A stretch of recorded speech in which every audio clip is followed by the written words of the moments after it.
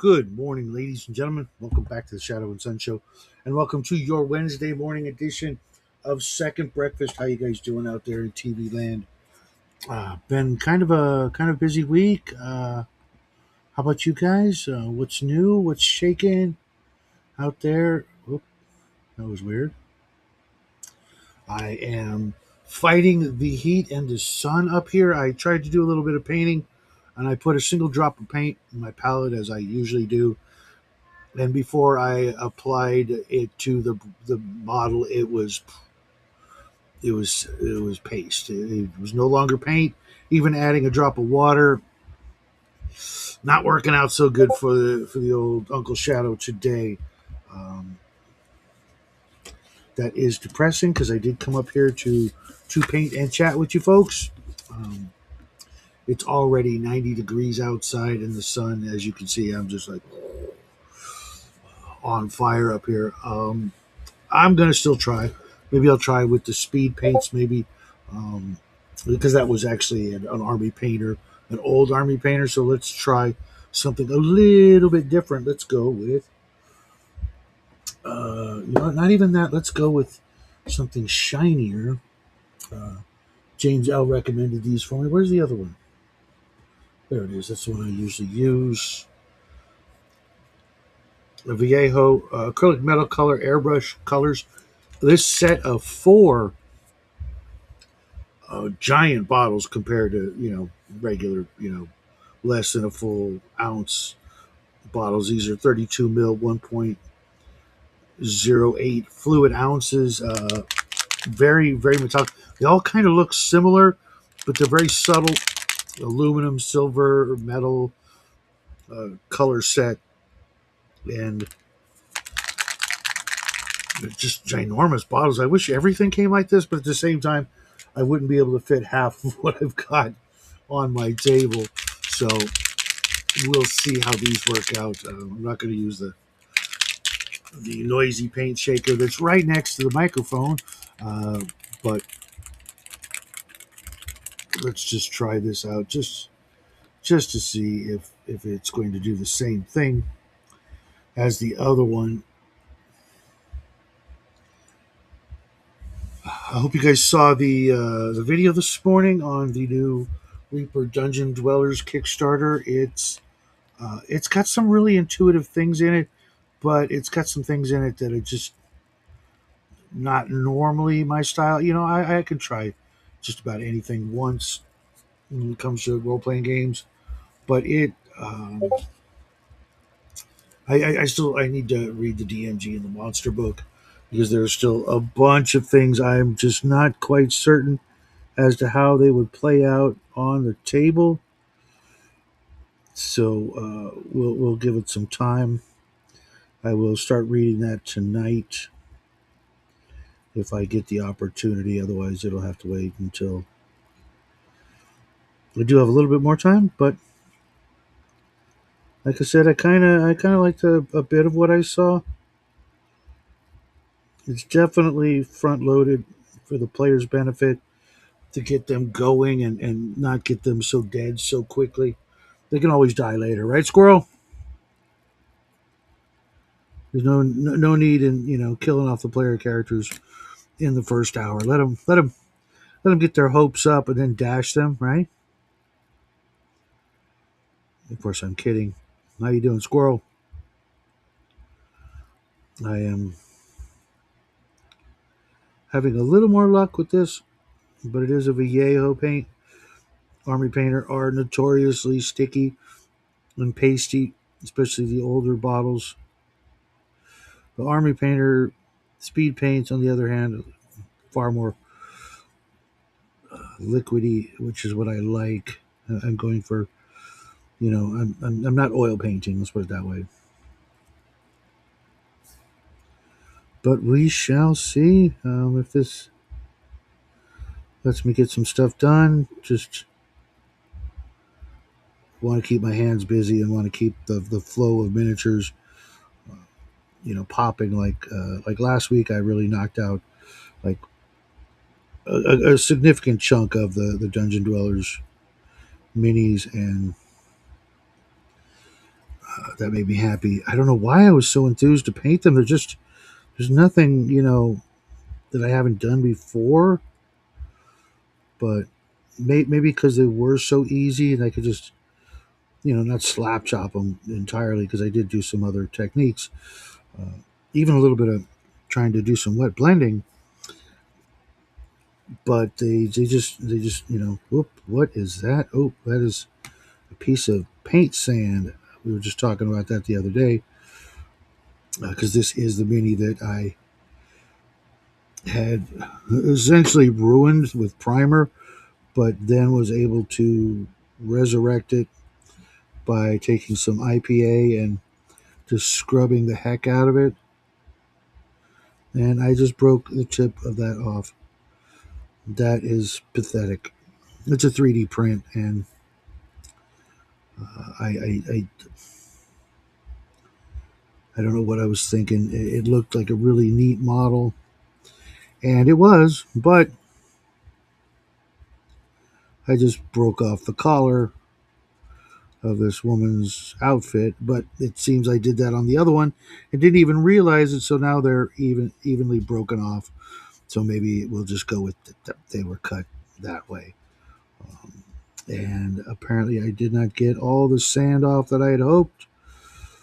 Let's see if another coat will fix that, or if this is just going to go in the shit can. Um, I hope that's not the case because I hate throwing away minis. But let that dry. See what squirrels got to say. I love when they squirm. Yeah, yeah, yeah. I mean, if we were sadistic, we would lead them on through a merry chase of successes, and only to dash them at the worst possible moment. But we don't. We let the dice do that at their whim.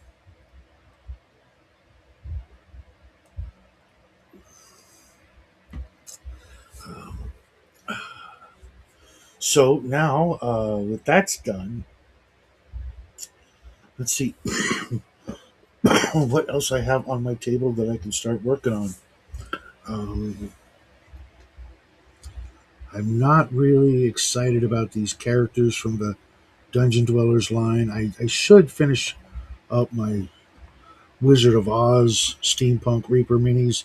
So let's break them out and see what I need to do to them, or if I can just put them on a shelf and say, we're done. I know Dorothy's going to be the hard one. Uh, she's got, looks like a Glock there. That's interesting. Where is freaking Toto? I said I was going to mount them onto the same base and save myself a lot of trouble. Now I can't find Toto. Toto! Seriously, where the hell did that little doggy go?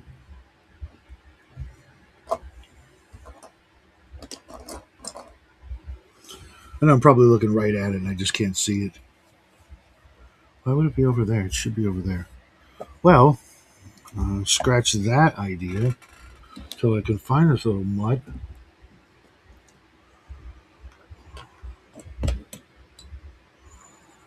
I still have a few pieces of scatter terrain left over from the previous week.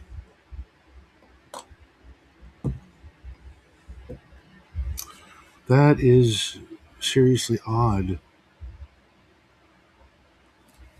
But then again, my desk is a disaster, so that's to be uh, somewhat expected from time to time. But I know I'm just looking right at it and I'm just not seeing it because there's so much junk on this table.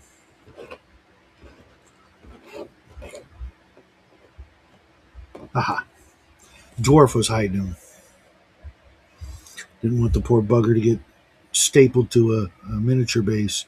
Now, if I recall, I have two Reaper bases, and that one goes to him, and this one goes to her. So, ooh, I need to find a different miniature base. I don't know if I should do that on a square base. You know what? I think that would be okay because they are together and what have you. I've got this big old bag of bases, and this isn't even the only. Okay, that was That was not fun. I've got this base. It's full of everything from Reaper miniature bases, 3D prints. Archon Studios makes up the bulk of them. Some Whiz Kids bases, especially those big clear bases. I never use those for Whiz Kids miniatures. 9 times out of 10, they have enough room on their own natural base to not really need it. But I like to save them for homemade miniatures. Have like some of this a little bigger because it's a little bit of a tight squeeze. Nope, I don't think so. I could put them on a Reaper, a Archon base, but they won't. The two of them won't fit together. I'll show you what I'm talking about here. And I do have something coming in the mail any minute, I do believe. Not just the complete box set of the Billy Jack movies, which you're like, what? Why would you want to watch a bunch of hippie movies? Just because as a kid, when I didn't understand all the politics, I really enjoyed those movies. So here's the Dorothy. There's the square base, and I want to put Toto. Uh, maybe yeah, I guess I'll put him facing the camera. I'm gonna have to do a little trimming on his base and hers to get them to fit in there, but I think that'll work and that'll look better than just having to constantly look for Toto. I still can't remember what the hell color he was. You know, um, I know he wasn't black. Was he like brown and white, or was he gray? Because black and never mind. You guys have no sense of humor. Okay, so I'm going to have to cut her base a little bit to get it to fit in the corner as much as I can because it's got a rounded sort of edge base. Okay, there we go. And I don't really need as much of her base. There's nothing special about the design of her base, so there we go. Oh yeah. Now we have to do the same for poor Toto and hopefully not cut off his paws.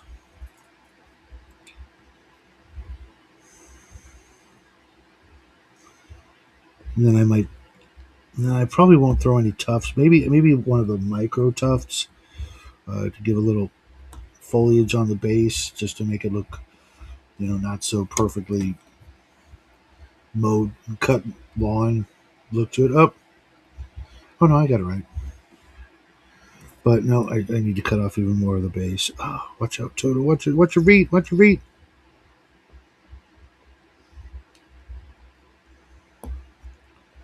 And of course, I'm using. I made a list this morning of. Nope, still more. Of hey, what's up, Mike? Morning. I saw your firearm. Yours actually was very interesting. At first, it was hard to see what I was looking at, but then I just did a close up of the picture. Your squirt gun. Nice job, both of you. Yours reminded me, I think, of Jakar's weapon. I think he had that over and under thing going on, which I always thought was that something from Buck Rogers. But I remember seeing something like that. I remember even having a toy gun that was something like that. I always thought that was kind of a neat. I understand that it's for aiming it's ridiculous, but if you want to go all gangster style, then that could actually be kind of interesting. Where you get that sort of Death Star where the beams cross. To get the super beam. Definitely interesting. I'm waiting to see what Armstrong did. I think he's thinking that his video counts, but um, I would like him to just take a solid photo of it. I'll tell him later of his, so that we can have them all like in a row, so that you guys can vote on which one you think is best. I think you two guys have like a little bit of an advantage there, though. Not really. I mean, because if you vote for each other, uh, that just it doesn't cancel them out. It just gives you still two. chances to win one prize. But if it's a tie, I break the tie, and I don't know which one I like the most. They're all very good, and have different, what do you call it, different, their own personality. Let's put it that way. Jen's was while I was really surprised to see what she had done with her super soaker, and it isn't actually a super soaker as far as I could tell, but that's not going to disqualify anybody. It was, how do I put it, surprising and not surprising. I mean, I should have expected something,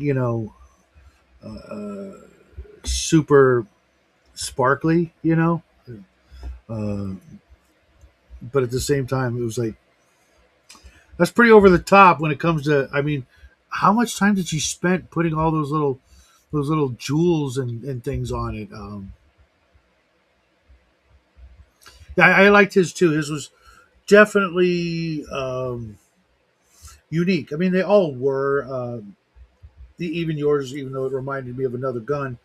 Also, although it also reminded me, or made me think that it was made out of a set of crutches. Was it made out of a set of crutches? It's got that exact like black and silver, or like a senior cane. That full utilitarian look of just brushed aluminum and what do you call it? Black rubber. But I will talk to him in just a little while and tell him, hey, dude, put up a link or something. I mean, I could put the link up myself, but I just want him to, get off his ass and do something. No, um, just to take some credit for his work, because you guys all did a fabulous job. I'm already looking forward to the Speed Stick Speeder.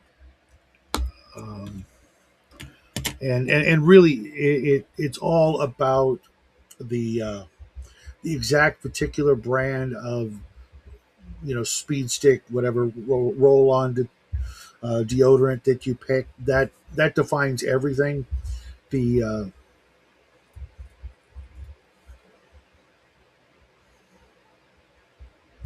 It was a bubble gun, okay, mixed with random dollar store things. It took her a long time. Yeah, she did a.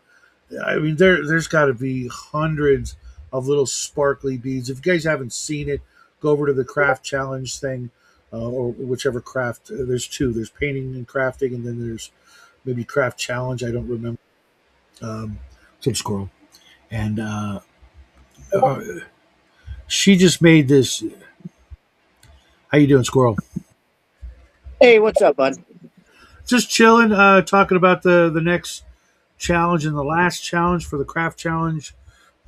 Things that everybody did. The last one they all made took like super soakers and tried to make sci-fi prop guns. Yeah, I was watching that the other day. Those are coming along pretty cool. I like them. It's a fun thing to do for everyone. And then starting today, the challenge is to make a land speeder or a hovercraft or something like in the old Warhammer 40K Rogue Trader book. In the craft section of that book, there was someone had made like a military hovercraft out of a roll-on deodorant container, and it looked. I mean, there was no mistaking that it was a deodorant, roll-on whatever speed stick, container with a turret and some stuff glued on top of it. But it still showed everybody, hey, I could just take any old thing, glue some stuff on it, and get something instead of paying $20 or $30 for a model back then. You could now just go, well, I made a speeder. Okay, cool. How many points is it worth? And work it out. And so we're gonna do that, but with a little more emphasis on. Uh, it doesn't have to be military. Years ago, Jackie and I made two speeders out of speed sticks, but they looked like they were made out. They were from the Star Wars universe. They looked like Luke's land speeder because they had, you know, cockpit windows from sports car models. They had bucket seats, Yeah, and little jets on the end, and they looked really good. They looked like if you put them on a Star Wars, uh, uh, like a team.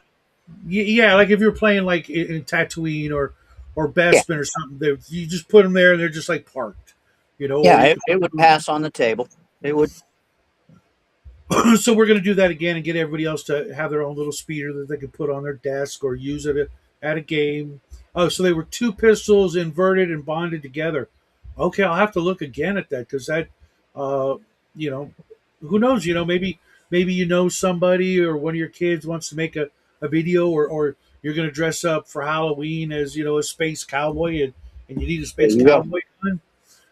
Jackie does videos. He's going to use this one probably someday, maybe not right away, but I'm going to put it in the garage. I'm going to find I might even take one of my Ruger rifle boxes and put it in there, yeah, because I bought a Mini 14 and something else, and I can just maybe it'll fit in there. It's probably too wide and thick, but if I can find a that and then put it in there and then set it aside so that it doesn't get scratched because that's one thing is the paint on these things will uh, you know whatever plastic they're using in China, it's not super absorbent for paint and It is primer. not paint or primer or sealer friendly. Yeah, and even there's I know you can sand it and rough it up, but that kind of goes against what you're trying to accomplish, which is to get a smooth, even metallic looking or plastic looking coat on something, and then if you have to sand it up, you might have to really hit it with a bunch of coats of paint to fill in those scratch lines and things like that. And Yeah, you know, I don't want to do that. And I don't know how you do that. Like James L has been having a hell of a time trying to paint the Hero Quest miniatures without the dry paint just like peeling off when you touch the miniature, which has got to be aggravating. I know. Um, I would be very frustrated. I would throw them back in the goop, unpaint them, and just never try again. Until I found the perfect recipe, which is weird because I've seen a lot of people do videos of painting HeroQuest minis. Maybe there's something you need to do. got to be a secret. Got to be some secret in that sauce. There's Well, something. I know with a lot of plastic minis and things like that, you're supposed to scrub them to get the mold release off them, and that could be what it is. It just not, the soap wasn't breaking that up enough. But you would think that just good old fashioned dish soap would be strong enough to break that stuff off. Because I mean, that's what I use. Like if I ever get spray paint on my hands or grease, I'll just throw a little dish soap. But then again, maybe it's different with plastic. Yeah, who knows? I don't know. I know he was really looking forward to painting all because he bought like 8 different expansions for Hero Quest, and each one has like a dozen or so miniatures in it. And he was really looking forward to using them not just for Hero Quest but for like other skirmish games and things. So he's like, hey, two birds with one stone. Got a lot of Yeah, shit. But then the paint peels off, and that like could almost make you not even want to play Hero Quest. You know what I mean? Even though it's such a fun game,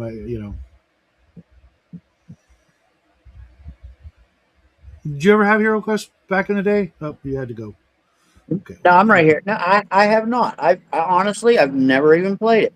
A lot of people they say they love it. It's a fun time, but I haven't. Yeah, it's a real simple little beer and pretzels game that you don't have to get too serious about, but you can feel like you're getting the dungeon crawl experience. And for little ones, all they have to know is just how to read the dice. Yeah, Because they have symbols on them, skulls and shields and swords. You take a skull, that's a hit point. You know, if you get the sword, that does it a point of damage. If you get a shield, that negates a point of damage. You know, real simple mechanics so that the kids can kind of, you know, follow along and do the math. Mike says each little gemstone was glued separately on hers. Dang, dude! Wow, that's extra special. For those of you who haven't seen her super soaker, it's got like this radar dish, you know, or dinner plate like a thing about this big in the front, kind of very much like, you know, the old ray guns that had the Yeah, rings. It's got this the big classic one. it's got this big disc, like invert, you know, like a radar dish, right, pointing toward the your opponent, let's say, and she lined the interior of that disc with multicolored little gemstones, gluing each one, and each one is about the size of, you know, the 28 millimeter person's head, and glued them in, you know, not Yeah, yeah, like them little uh rhinestones. rhinestones or little bedazzler, Yeah, yeah, quote yeah, yeah, unquote, yeah. or whatever, something small like that. Yeah, yeah, yeah. Yep, and she glued each and every one. Wow, that's a lot of work. I'm telling you, man. Hey, that's All awesome I though. mean, all I had to do with this one was I glued a couple of doodads onto a super soaker, primered it, painted the crap out of it. Done deal. You know, but that's how easy it can be. I've seen other people, you know, just really, really, you know, uh, take something, you know, and Mike, he took two guns and glued them together. That's kind of cool. Um, I'm going to go out this weekend to my local dollar store and pick up deodorant. I tell you the trick, though, I found with the speed stick um, challenge for making speeders is to not buy the men's version unless you want a two seater. You know, if you want like a single seater, like a rocket car, you get the ladies versions because they're narrower and thinner in this way. You know, they're not as tall,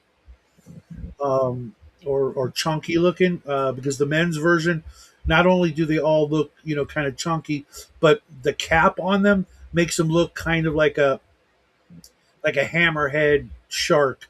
You know, it's got this big chunk in the front, like it's meant to ram, which you would never do with a speeder because the technology and you know the machinery in it would probably be very fragile and delicate to get something to hover above the ground. I saw this video the other day of kind of like uh, a drivable drone this kid was working on in his garage. Looked pretty cool, but I mean, you'd have to be like, because it's got four separate, you know, fans lifting you up at minimum, you know, one at each of the four cardinal points. You would have to be like really quick on the hand eye coordination to, you know, get it to move just right, and, you know, not necessarily stay level because, you know, when you turn you're gonna, you know, go up and down and whatnot, but you would really have to have really good reflexes to drive or pilot something like that. Have you seen the Jetson? The like uh motorbike air thing. Mhm. Yeah, yeah, yeah, yeah. Yeah. It's like a it's a you know, flyable drone that you can get on and fly it. Um, which, you know, the FAA is just going to lose their shit over that. Well, Um, if it only can reach a certain height, if it's got a like a limiter, something like a lot of cars, they have a limiter on speed. If it's got a limiter on height, uh, well, okay. yeah, I think you could still easily get like 50 feet off the ground, and ensuring something like that alone, just with that kind of a Yeah, but parameter. I Okay, let mean, me get 50 feet off the ground, you're not hitting a plane. You're hitting a building. Whoops. You're no, not but hitting a plane. any mishap, and it's death. You're falling Well, 50 feet out of the air. this is Uh, America. It's on you. yeah, right. It's on But you. That's part of our freedom, dude. If you're dumb, it's on you. I don't know what to tell you. Better freedom have to good life insurance. Better have good, crash wreck insurance and life insurance. It's on you, bro. I gotta tell you though, it looks like fun. It looks scary fun. I'd try one. Oh yeah, oh yeah. I mean, if I hit it big, you'd probably see me stop and buying one if I could. Right. I mean, how would you regulate that on the road? You know, you can't go over Road. 10 feet off the ground or What something like road? that. Well, yeah. Well, I mean, that's just it though.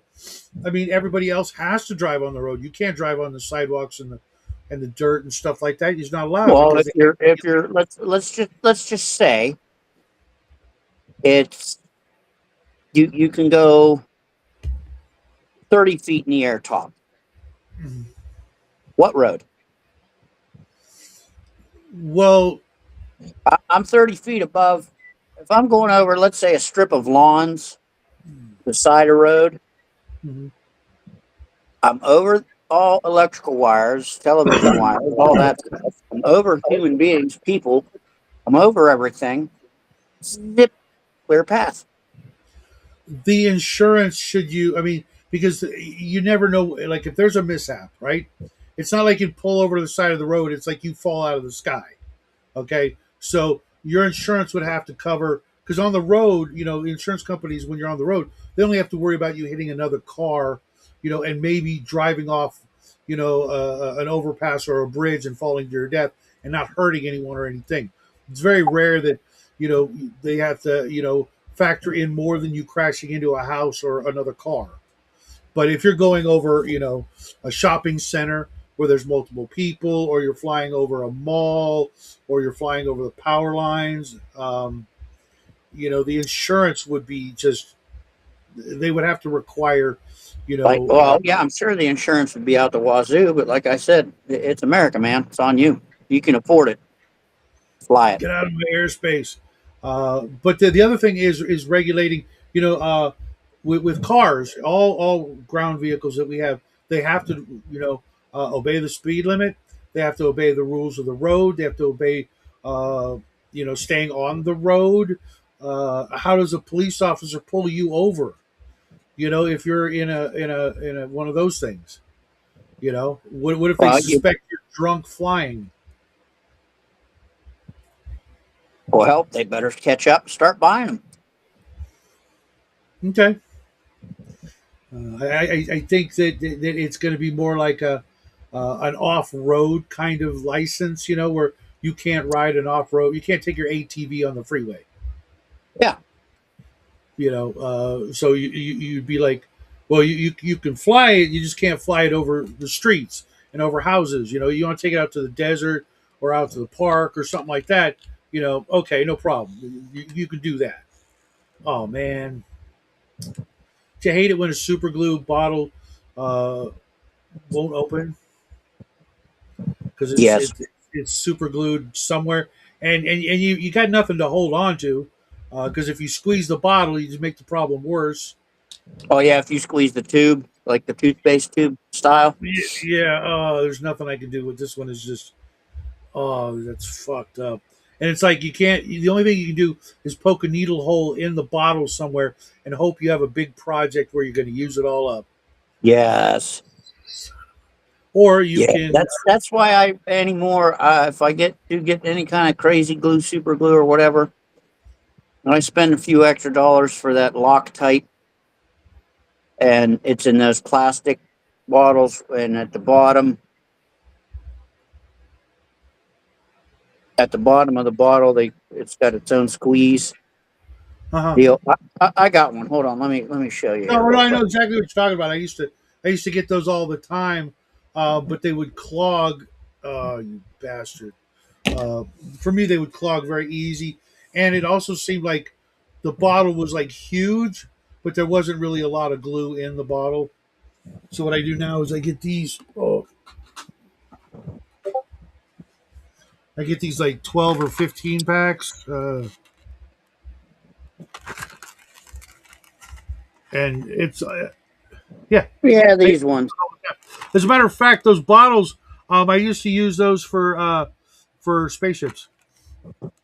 Yeah, anymore, because I mean, I use super glue, but you This know what pa- I do with my with my this miniatures. cost I me mean, a less than little 10 drop, bucks on yeah, a little Amazon. drop goes a long way for what I Yeah, do, for and what it's I what, use how them many with. bottles? 12 bottles for less than 10 bucks, Yeah, and free delivery because of Amazon.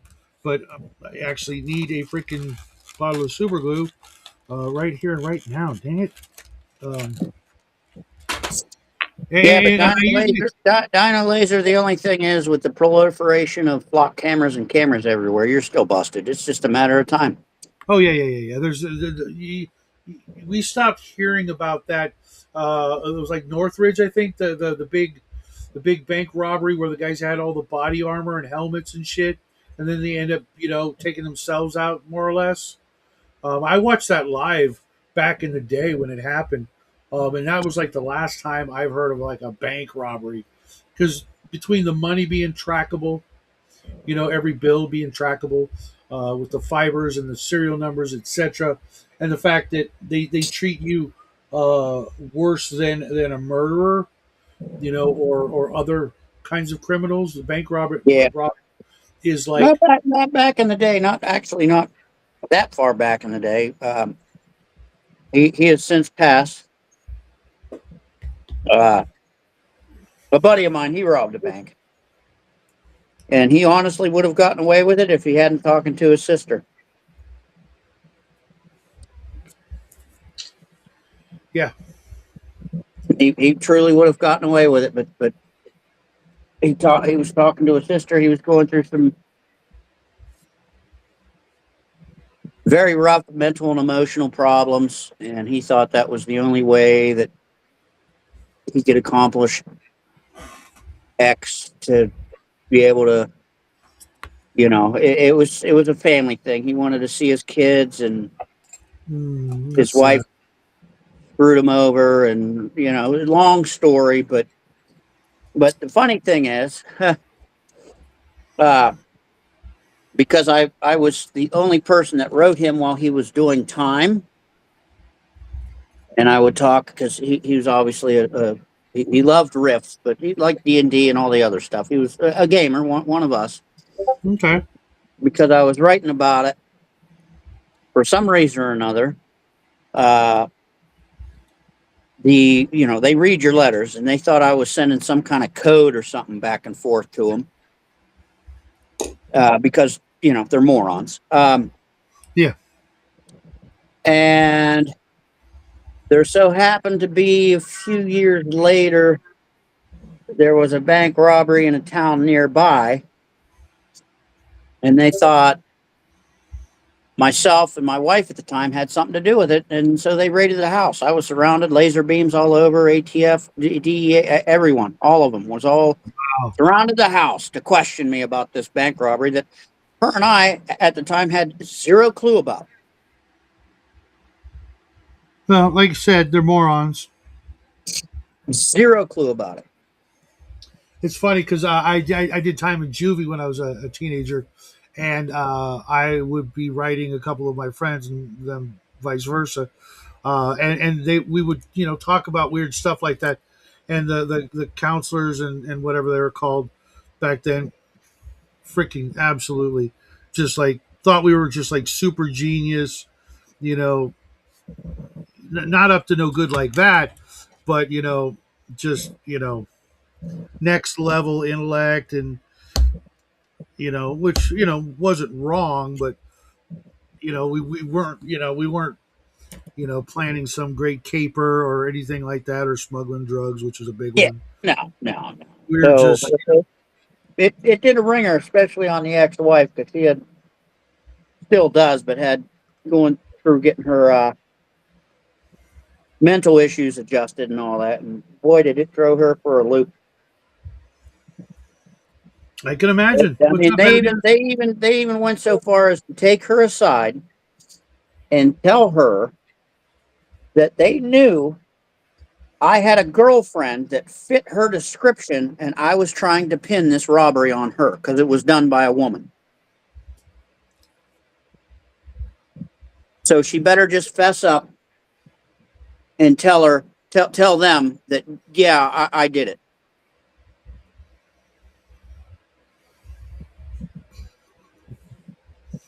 Yeah, Disgusting. yeah. Well, I mean, Disgusting. they'll try anything. Ethics and morals aren't the same thing to them. You know, Apparently not. which is why I've been toying with this idea. I wanna run a game of like first levelers. Whoops, that's the wrong one. That all start out working like directly for the king. Like they're not your little schlubs.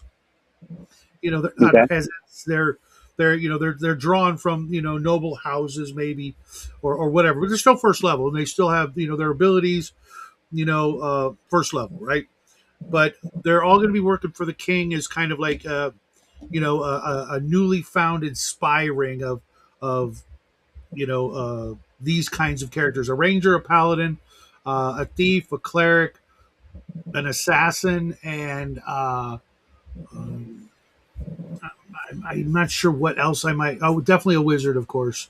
I don't think that they would need a druid, and a druid would probably not work because their allegiance would be to something different. But whereas the cleric could be the house religion, whatever that was, and then going on missions for the king to prove that you can in fact have a paladin and an assassin in the same party, um, working for the same goal without anything. We'll see. If we can avoid alignment conflicts when if they're ordered by their king to do X and the king doesn't register as chaotic or lawful or neutral evil, if we can make it work. But I want to do like fantasy D&D style spy missions. Yeah, and, I mean, and see if it can go anywhere. I mean, I could I could see that. I mean, paladins, you got to follow the law, but you got to have some ethics, So if the law is unjust, however, if the genuinely are going after authentically Enemies of the state. evil enemies, well, yeah, they're definitely touching on some gray areas, some squirming, perhaps. But Right. But because like I was very intrigued with, but never got into the Assassin's Creed games. Where you could be running like an assassin during the Crusades, and I'm like, my son, he loves them ones. He's got just about right, and I'm every thinking, single one. there could have easily been or be, fantasy or realistically, um, people who worked for the Inquisition or whatever doing some sneaky shit. Oh, I'm Um, sure there was. all for the crown, the king, and God. Let's say, uh, Yep. Yeah, in the name of the greater good, in the name of especially if you're going after like if the main thing is like this cult, right? Your kingdom is starting to sprout these members of this demon cult, let's say death this cult, whatever. demon, yeah, this demon evil baby eating cult. Then everybody who wants the kingdom to survive, even if they're not big on the state religion, that is a good, lawfully good religion that promotes survival of the kingdom.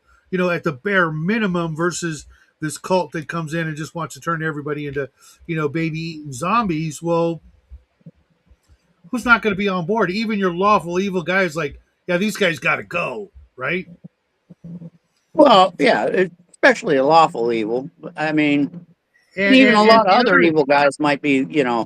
That's the thing about evil alignment, evil characters or whatever. They got to go because that's competition. I have my goals and they're getting away with my goals. My goals is we don't eat babies and want to turn them into zombies. My goal is I want to corrupt them, make them gambling and skooma addicts, and control the empire that way. nice reference. I got You, that. you see what I'm getting at? I want to, Well, I got what about different this goals though? here. What about this though? Like, okay, in the modern day, right? Going back a long time in the history of the United States, we have had uh, trained military personnel whose job it was to take a long range rifle and kill people, uh, not necessarily, in wartime situations. CIA, for example, you know, Oh, uh, I'm certain it still goes on. Yeah. where they're literally, by all metrics, an assassin. Even though they're doing it for the government, they're still getting a paycheck because that's their job. They're in the CIA or they're in this special branch or whatever. They're getting a regular paycheck.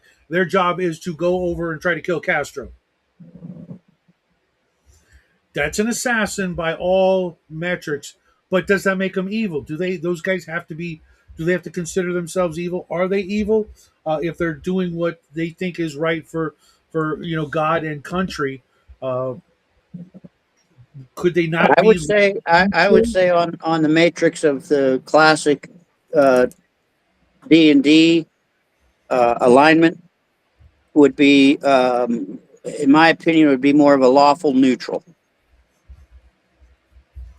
Right. So This is the law. This is the way it is. This is who and what I believe in and who I'm quote unquote fighting for. Someone's got to go. So be it. and you just got picked to be the guy, and lo and behold, I don't know if you can see this, but I think okay, Dorothy and Toto, nicely spaced. I think this is going to actually really work. Um, not too crowded on the base. Nice. I think I did a really, really good job. Now, the hard part is getting her dress um, and her outfit to look Dorothy esque, but at the same time, I mean, she's holding a pretty big pistol in her hand. I don't know if you can see that. Yeah, I saw it when you spun it. Yep, there it is. And make it look, because a lot of people.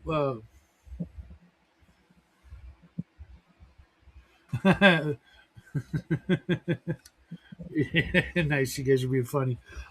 Mike didn't expect that.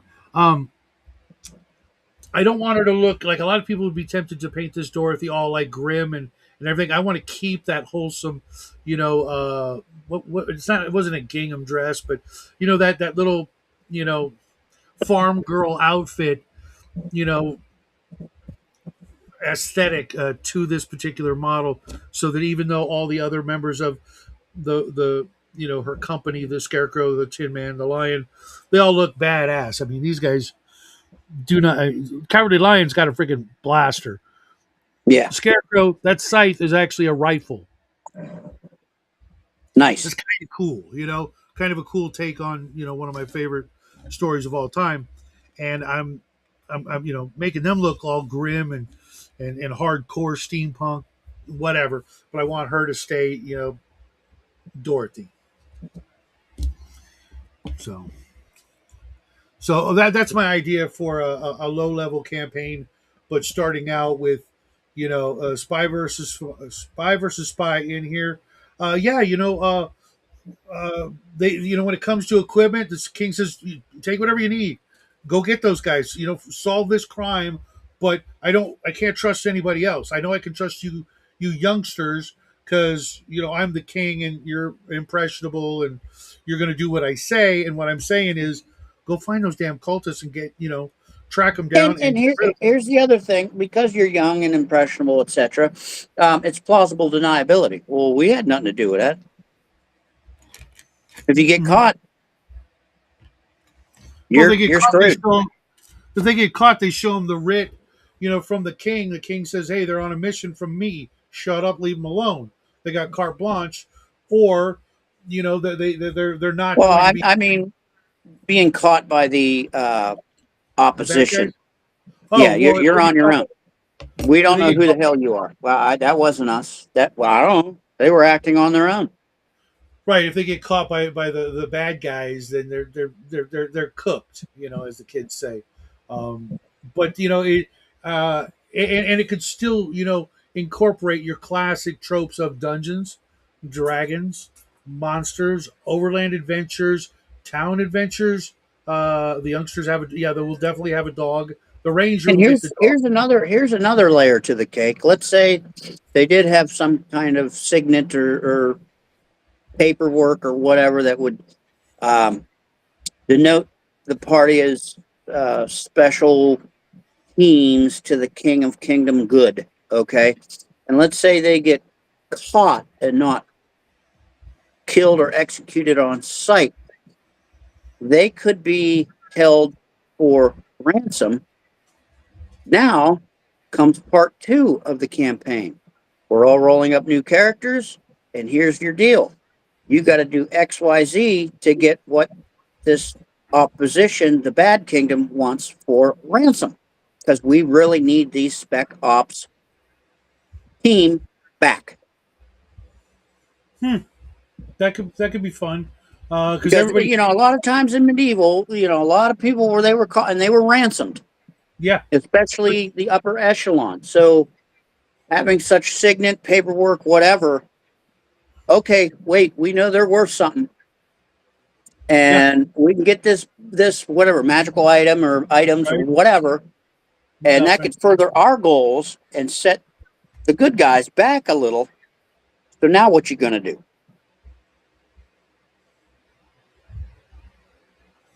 And maybe even let them like just play like temporary like fourth level characters or something. It's Yeah, like, yeah, oh, just your just a guys are little here. vignette. Your second level character's been captured. But while you guys are still in the clink, we're gonna here's some handouts. You're playing these fourth level characters. You got to go break them out. Yeah, Or or do sixth or level, do the whatever. Yeah, a little vignette, little. I side mean story. that could add some fun. Like I said, another layer to the cake. Because I was going through what spawned this idea was I was going through the administrator's guide for top secret SI, because it's one of the best and first real documents that really sums up how to be a good DM and player when it comes to role playing. And a bit of it is kind of geared in the old thought of what we call now railroading, because we didn't look at it as a bad thing, because most of us didn't know any other way to do it. Because yeah, you're sure you could just do everything random, but random back then had this really awful taste and connotation where I grew up. It's like there's no nothing. Anything can happen because it's all random, and it's not going to make sense because it's random. There is no plan. There is no design. It's just who knows. The DM's just there to roll dice to look at the charts and tell you what happens, kind of mentality versus Yeah, there was the plan. random. The random was there, but it was minimal at best.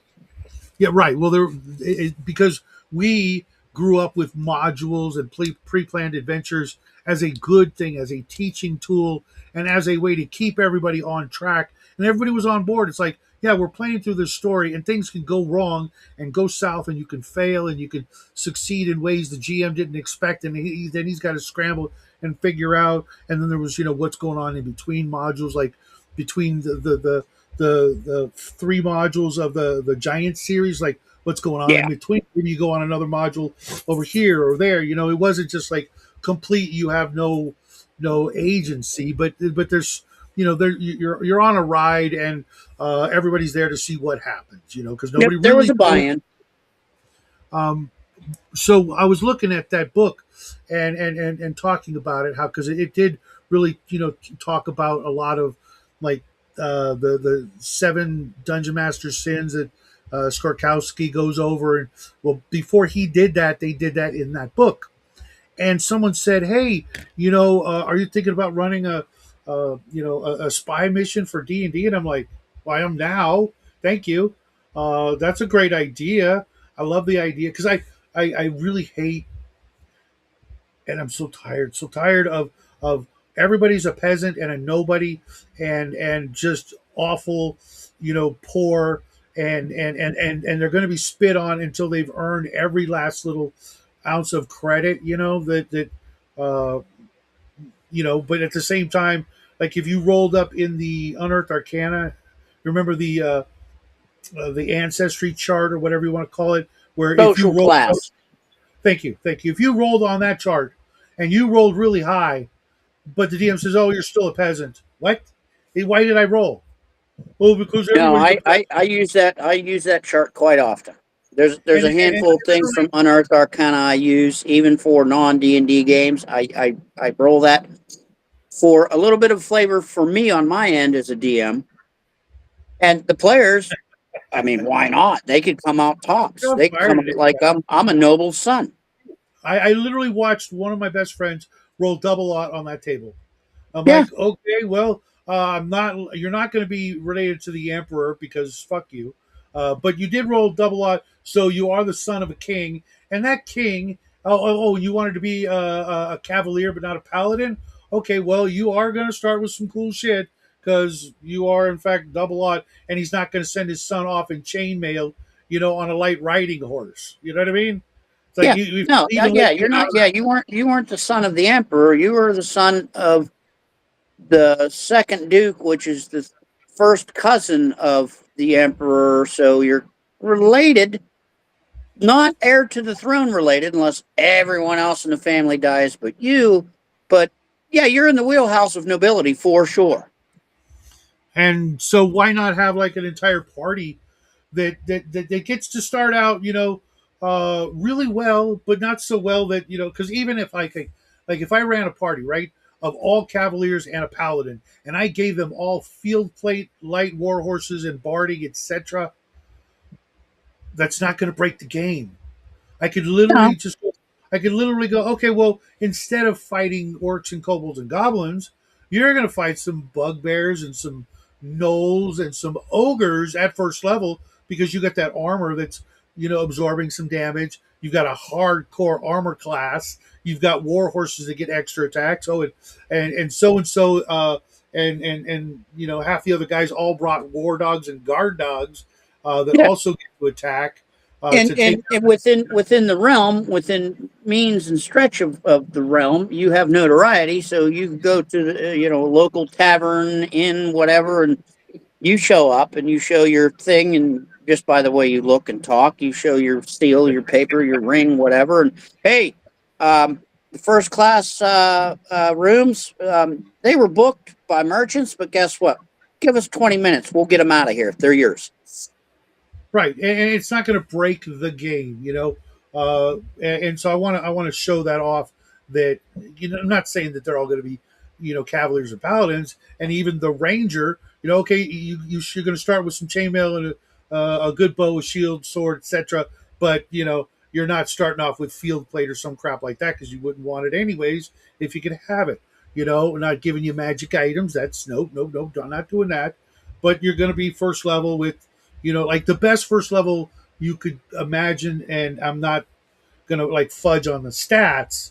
Like oh everybody's got all 18s too. No, no, no, no, no, no, no. We won't be doing that. You'll be rolling up stats that are appropriate. I might even actually like Well, pre. if you're going to start them off at cavalier status per se, I would tell them whatever, I forget the minimum requirements for their stats. That's what you start with. The ones in between that need to be rolled that don't really matter, you roll those. Mhm. So if let's say I don't know because I can't recall. Let's say dexterity doesn't really matter. All right, well, roll your 3d6 or 4d6, take the lowest away, however you do it, and Mhm. that's your dex Right. or intelligence or whatever. Again, Mhm. I cannot recall the requirements. Mhm. Right. I've And done and that. even then, like the magic user, the cleric, and the thief, regardless of race or whatever, really don't have minimums. You know what I mean? I mean, they do like nines and tens and 11s. I'm sure you're going to be able to roll those just fine. It's really only the ranger, the paladin, and maybe the assassin that might have some higher requirements. But as it is, I know everybody's going to fight over those particular character classes, anyways. So we'll see. But I think it could be fun, and we'll prove that you can't really break the game. No, Uh, no, uh, and like I was saying, as far as the minimums, let's say the minimum for a particular class is 12. Okay, look, you can roll your 3d6. If you get over 12, write it down. If not, it's a 12. mhm. That's a DM gimme. That's You're going to be this class, guaranteed. Right, Now and you could be not there's really also. better at the class because I allowed you the chance to do so. Mhm. I But like that. I like that. if you really want, if you really have your mind set in quer quo fairness, you're getting the bare minimum. How is it fair? I am freaking almost 60 years old and I got a pimple. What the hell? Well, life ain't fair, bro. And I mean, even at the table, it ain't always fair. So you're guaranteed the bare minimum. Roll that 3d6, you might get a 16 on intelligence instead of the minimum of 11 you need, or a 15, or a 12. Hey, you're better than the minimum.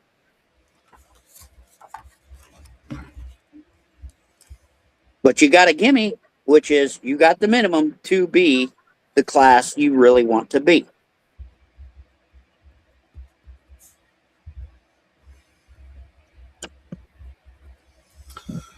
So we got a paladin,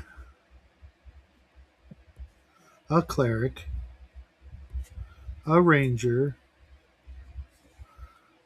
a thief, an assassin.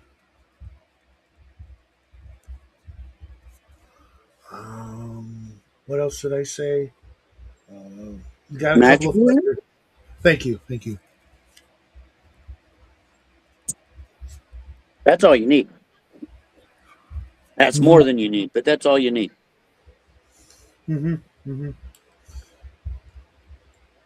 One more, and I would make an uneven seven, which would have that sort of holy connotation to it.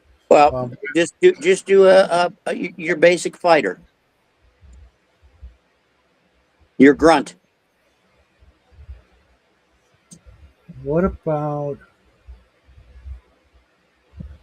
there's druids out of the question? There's Yeah, sorry, Captain, druids are out of the question. nah, druids Uh, are not for this mindset. they can't serve the king and serve Mother Nature at the same time. They're completely diametrically opposed uh, at some alignment angle. Even lawful good is diametrically opposed to true neutral. You could here's the thing: you can go with the fighter. Now, if you're using the idea of they're starting at least the basic minimum of what the class requires to become, look at the mean average of those and say, all right, let's just say, all right, you're going to be the fighter. You start off with a 9, add 2d6. Mhm. They're above average. They've been chosen because they're above average, but they're not stupid. But they're not 2d6. Let's say a d8 or something. Whatever to Mhm. keep it within range. The 1 to 18 or 3 to 18. Keep it within the range, so an 18 is possible, but all tens. Well, maybe not all tens, but on a few select things, all right, you got a 10 on this, that, and the rest roll up, go for it.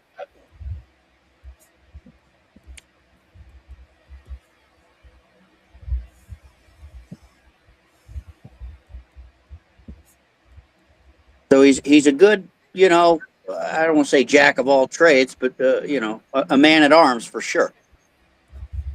Mhm.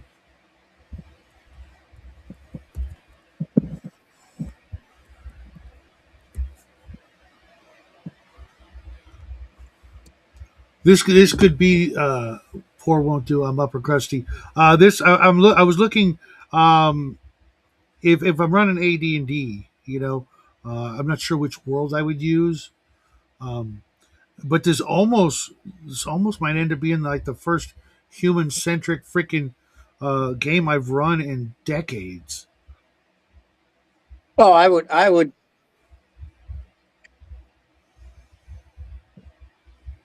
Yeah, I would do it humano. I would do it human. Yeah, yeah.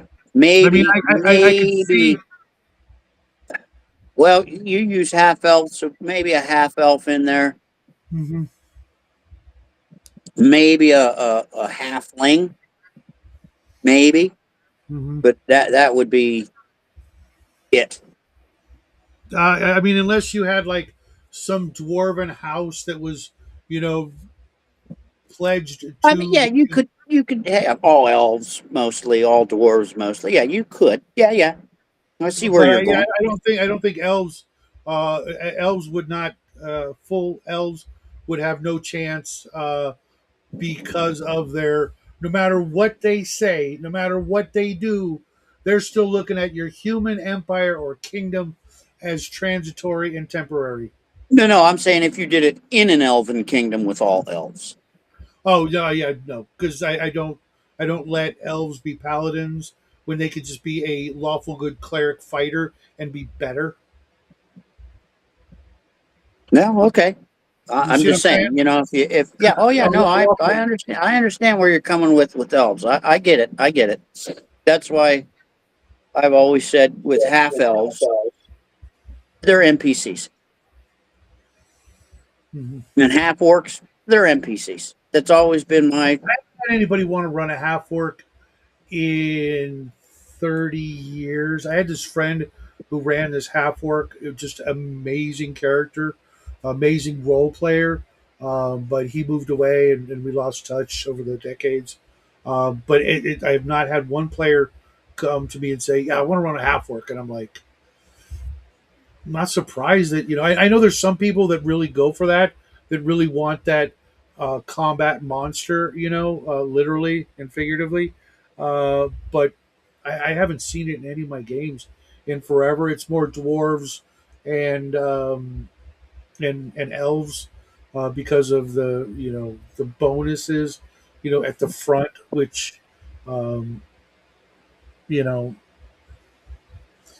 they're not that, to me, like the ability to see in the dark, and some of the other little things that dwarves and elves get, secret doors, sloping passages. I mean, when has a sloping passage actually meant that much, in the game? I get it. Yeah, it's Yeah, been years. It's been years and years and years. right, all it And does speaking is on race, though, I've always enjoyed that minimum attribute requirement to even choose the race oh yeah, oh yeah. because that kind of curbs the metagamey pick and choose. Well, I know if I choose this, man, I'm going to get some real good bonuses. No, no, no, no, no. You got to roll that first, Mhm. But like for then me, like decide. all the things that they get, the mechanical advantages. Yes, you do, Cal. Um, all the mechanical advantages are balanced, in my opinion, by the way they have to be played, in the way, the cultural differences, having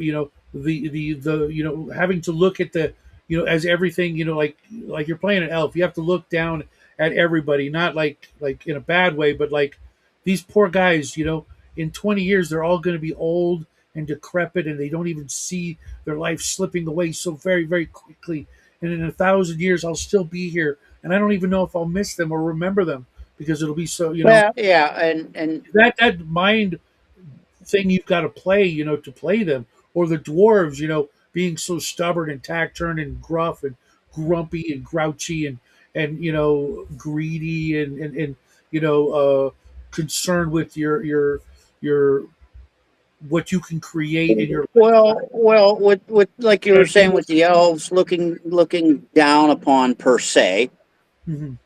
uh, the humans and everyone else around them is mortal or more mortal than I. Um, why are they adventuring? If you Uh, if that if I would think an approach to playing an elf, you have the instinct of quote unquote immortality, but it hasn't set in to that or point. Or That's like we were why talking you're. about. That's why you're a rebellious juvenile out adventuring, because you are mortal when it comes to the end of a sword. What about? I've always had some of this in play that the elf characters or even the dwarf characters are also gathering information, spies, if you will, to see what's going on in the little kingdoms. How are they, mucking things up? What are they doing? Having to report in, weekly, monthly, yearly, or whatever through carrier pigeon or secret handing off of notes and reports to the elves, because the elves, sure they've got magic, but they don't know what's going on in East Flatbush over here. Yeah, uh, they don't know every nook and cranny. and so maybe the elves and and I mean, think about it. If you were that kind of a species, everybody would have that job. If they leave the kingdom of elves, they're required to report it. They'd be very like Chinese in that respect. It's like it doesn't matter who you are, as an elf. Well, I mean, think about it. Even if you look at like how Tolkien handled the elves, I'm sure when you got back from wherever with the other mortal races, you would speak with the king. He would ask you questions, Mm-hmm. whether it was your job to spy or not. You come back. The king requests audience privately, maybe with an advisor. He's going to Maybe ask with you, "So what'd you do? maybe with a What'd you see? council. What'd they say? What's Mm-hmm. going on here?" And if something really piqued his interest, see you tomorrow. You're coming in front of the council. We have a decision to make. Yep, very And much you so. might not even know, as an unwitting spy per se, you might not even know you gave him, like, well, they had this one guy had this ring, and and then the king would be, might recognize something, or he had this cloak or whatever sword, and the king might recognize that and go, "Oh, okay, thank you very much. I'd like to see you tomorrow. The council will be here, and you're going to tell them what you told me." Absolutely, that would absolutely be a thing, and having those kind of um, requirements, as well as just with a human, you can play him like any way you want, and you're not wrong, right? But to play an elf or a dwarf or even a hobbit, you've got to play him a certain way uh, to not just be doing the skin suit thing. Okay, and Oh, absolutely. I've known a lot of players that have been able to do either or, and come across as some good, some bad, mediocre. The whole gamut. After you know, as long as I've been playing, I've run into good and bad and excellent and piss poor players in every walk of life. And those non-human races are, by very definition, more challenging, and that alone can be, in a good group of role players, can be, you know, Satisfying. well, not just satisfying, but could be harder than just playing your regular straight human fighter. You know, you've got to add layers to that personality to make them yours and to make them a character, somewhat worthy of memory. I don't know about you, but I cannot tell you how many dwarven clerics I've bumped into over the years, or fighters that could be interchangeable. They're for me, they're the most homogenous of all of the races, the most narrowly focused, sort of stereotypical. Yeah, a dwarf is a dwarf is a dwarf, as in, white box. Your profession is dwarf. You know what I mean? Which I Yeah. don't like, but dwarves fit that niche better than elves, just because of the idea of living that long. You would have the opportunity to have so many interests. Think about it. A an elf at the age of like 200, say that's a teenager, they've still had the time to experience 200 years of seasonal change, whereas the human that they're going out on an adventure with can remember 10, or 12 or Yeah. 15. Also, keep in the mindset, you What's got up, to sir? think, what's up, bud? You got to think that the perception is on a different level as well. It's like, okay, your dog, how many years? 15. Okay. How many years are the perception of time passing changes. Hmm. So for 200 years, yeah, they have 200 years, but it's not the same perception as a human in their 70 years. Hmm. So for them, matters of learning and process. It's not that they're dumb or slow. It just they take more time because they know they have more time. Hmm. Oh, absolutely. But they still may have um, experienced, or at least maybe, remember, a significantly more than 10 or 15 summers. It may Yeah. not, hit them the same as it does us, but when you look at like changes that may only be once a decade, and a human's And seen I've that I've once, or here I'll talk eclipses. on this about time and aging and whatever. I've understood the concept at level limit for the races back in the early days Hmm. because that's when they retire. I've lived this, I've done this. I'm going back home. I'm going I back to my calling to do what I was to do. Uh, Spread my knowledge per se, spread Mhm. my experiences, etc. Because I mean, all right, if I know if I was immortal and I went through, let's say I survived through World War I and World War II, hey, I'm done. I got it. I get it. I'm over it. I'm going to go retire. I'm going to make sure I'm still immortal. I made it through the gauntlet. I've seen enough loss. I've seen enough death. I've had enough heartache, enough sorrow. I'm going home. Hmm. However, um, say you go home, right, and you're doing your thing, but you decide to dabble in a new profession.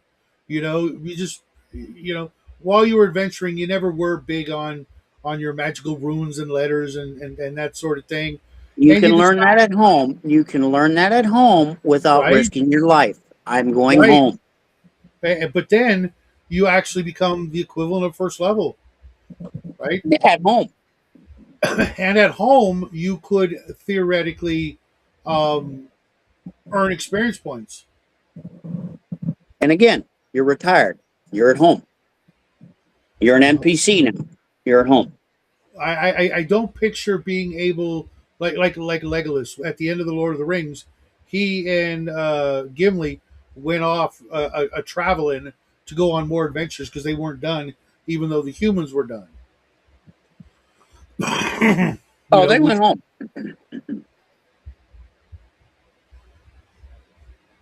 live. That's one thing I really like about the really unique thing I liked about the Burning Wheel. Their concept, their approach to the characters, the races of elf and dwarf. Um, I haven't elf, read it, but you should. It's a great treatise on role playing, and it's got a lot of really cool concepts. Really, really cool concepts. You should. I advise anyone to read the Burning Wheel. It's a lot to soak in. It's almost like AD&D DMG written, Okay. flipping pages back and forth, kind of almost. But like elves have something called grief, and dwarves have something called greed. Okay, now What the shit? it's tracked from 1 to 10, Okay. depending on the campaign, the adventure, the longevity, etc., and how the DM applies these points, and the players obviously gain these points. When an elf reaches a grief of 10, he's seen enough death, heartache, heart loss. He goes home. He's done. I'm out. Huh. And same with the dwarf with greed. Once he reaches that limit, that threshold, he goes back to the mines. He's back to digging up gold and gems and whatever else. So okay, I get the elf. That's actually kind of interesting, but the dwarf. So by hanging out, but in non-dwarven lands, he gets more and more greedy and homesick for a land where he could just go and dig a hole in the ground and find all the gold and gems he wants. Pretty much. Okay, okay. Just wanted to see if I Yeah. didn't And want to and then you malign can the actually dwarves. in Burning Wheel you can play an orc. And orc has, I think, hatred. Once they reach that limit, they go back to their tribe or whatever and are feral per se. Oh, okay. They know they can't survive in polite society. They got to go. Yeah, you They you got to should. go I'm telling full. you, They got to dude, go get full Klingon. get that book. I'm telling you, get it and read it. It's really cool. It's really really cool. I would love to play it one day, but I can't find anyone. So whatever. I Do mean, the you skill system. are you involved in any in person games where you live? Uh, yeah, actually, Saturday, I'm stoked. The three of us are getting together to. We're going to roll up some characters and discuss further our collaborative setting Okay. and get the ball moving forward per se. We're using guess what rules? Guess Hmm. Hornmaster uh, as a basis, and we're Right going on. to each roll up a character and still obviously while we're doing this discuss our collaborative setting. Le Monde Canoe, uh, Conu, Connu, Conu, um, Okay. and I'm happy for you. That's good. hammer out more history and what's going on. So yeah, I really kind of like enjoyed that with when I was doing the traveler thing, and I had, despite the people that I was doing it with, uh, you know, uh, working together to build the traveler's solar system that we were playing in. Uh, Mind you, three of those three of those players I have on are now on a ban kind of list, except for crafting. I'll talk to him, from time to time and be cordial and whatnot, but I'm not inviting him to another game. uh, Because he freaking snapped from not being on his meds, and being on your meds is kind of like, yeah, there literally can't be a chance that you can't be on your meds, preferably not be on meds to be in my game. If you have to be on yeah, and then meds, that's unfortunate because I it's mean not your fault, maybe, whether but he forgot or what's up? he intentionally skipped, it's mostly not that person's fault, unfortunately. I'm not putting myself in the way of that, or the people who might be watching, or my friends, family, etc. Just get help, get well, uh, get right with God, and maybe we'll bump into each other later on down the road when it's better for everybody. Um, Yeah, Vic, how you doing?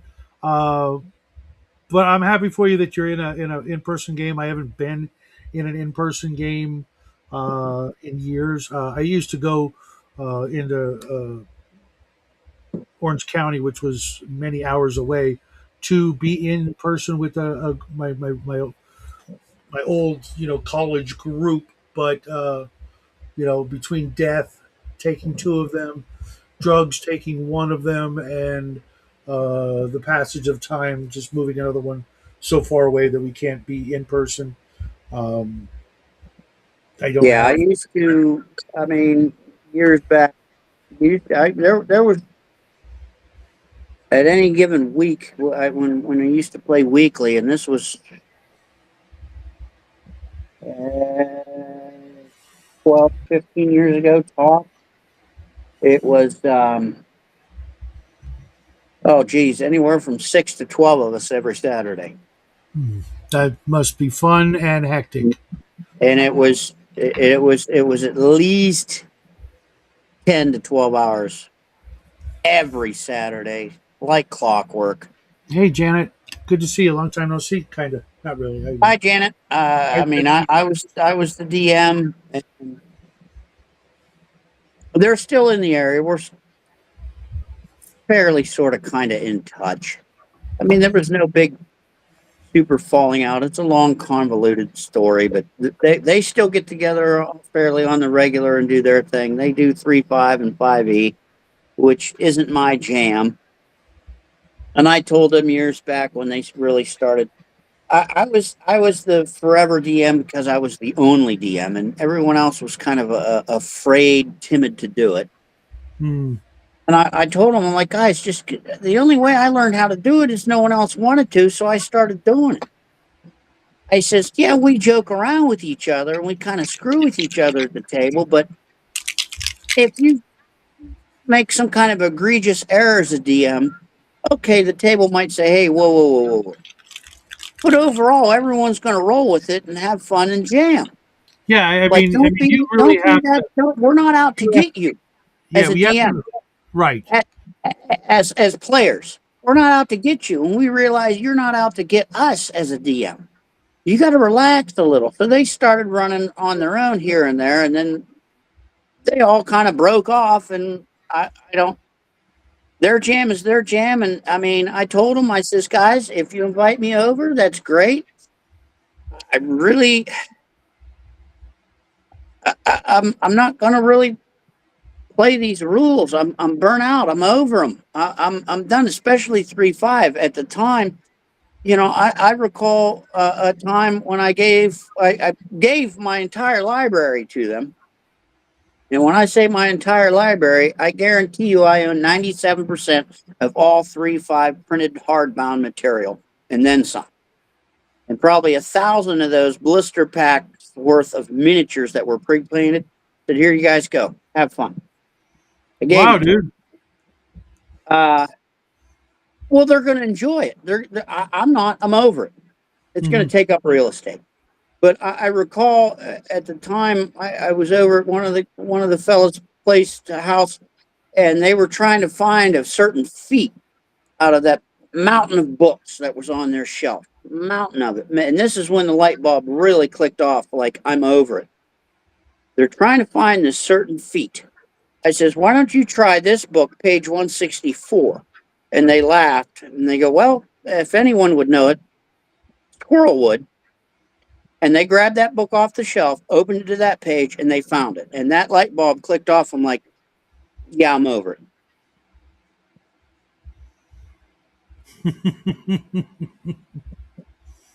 That's crazy, dude. That is fucking Told them, crazy. you guys can invite me over. I'll be glad to hang out. However, knowing me and how blabbery I can get, I'm probably going to interrupt. And you guys are trying to accomplish the goal of gaming, having fun, your focus, etc. I don't want to disrupt. Good on you. So jam on, fellas. Jam the fuck on. Jam on. Yeah. Well, 3-5 and other Feet E systems. have a lot of things that I like. The That whole feat system was just, as a GM, I already have to memorize magic items, monsters, professions, spells, psionics, etc. The whole feat system was just a bridge too far of new. Not skills are one thing. I can wrap my head around that, but these finite little plus one abilities, just I couldn't. I just was like, no. First off, if you can do the thing that the title says you can do, it should be more than plus one.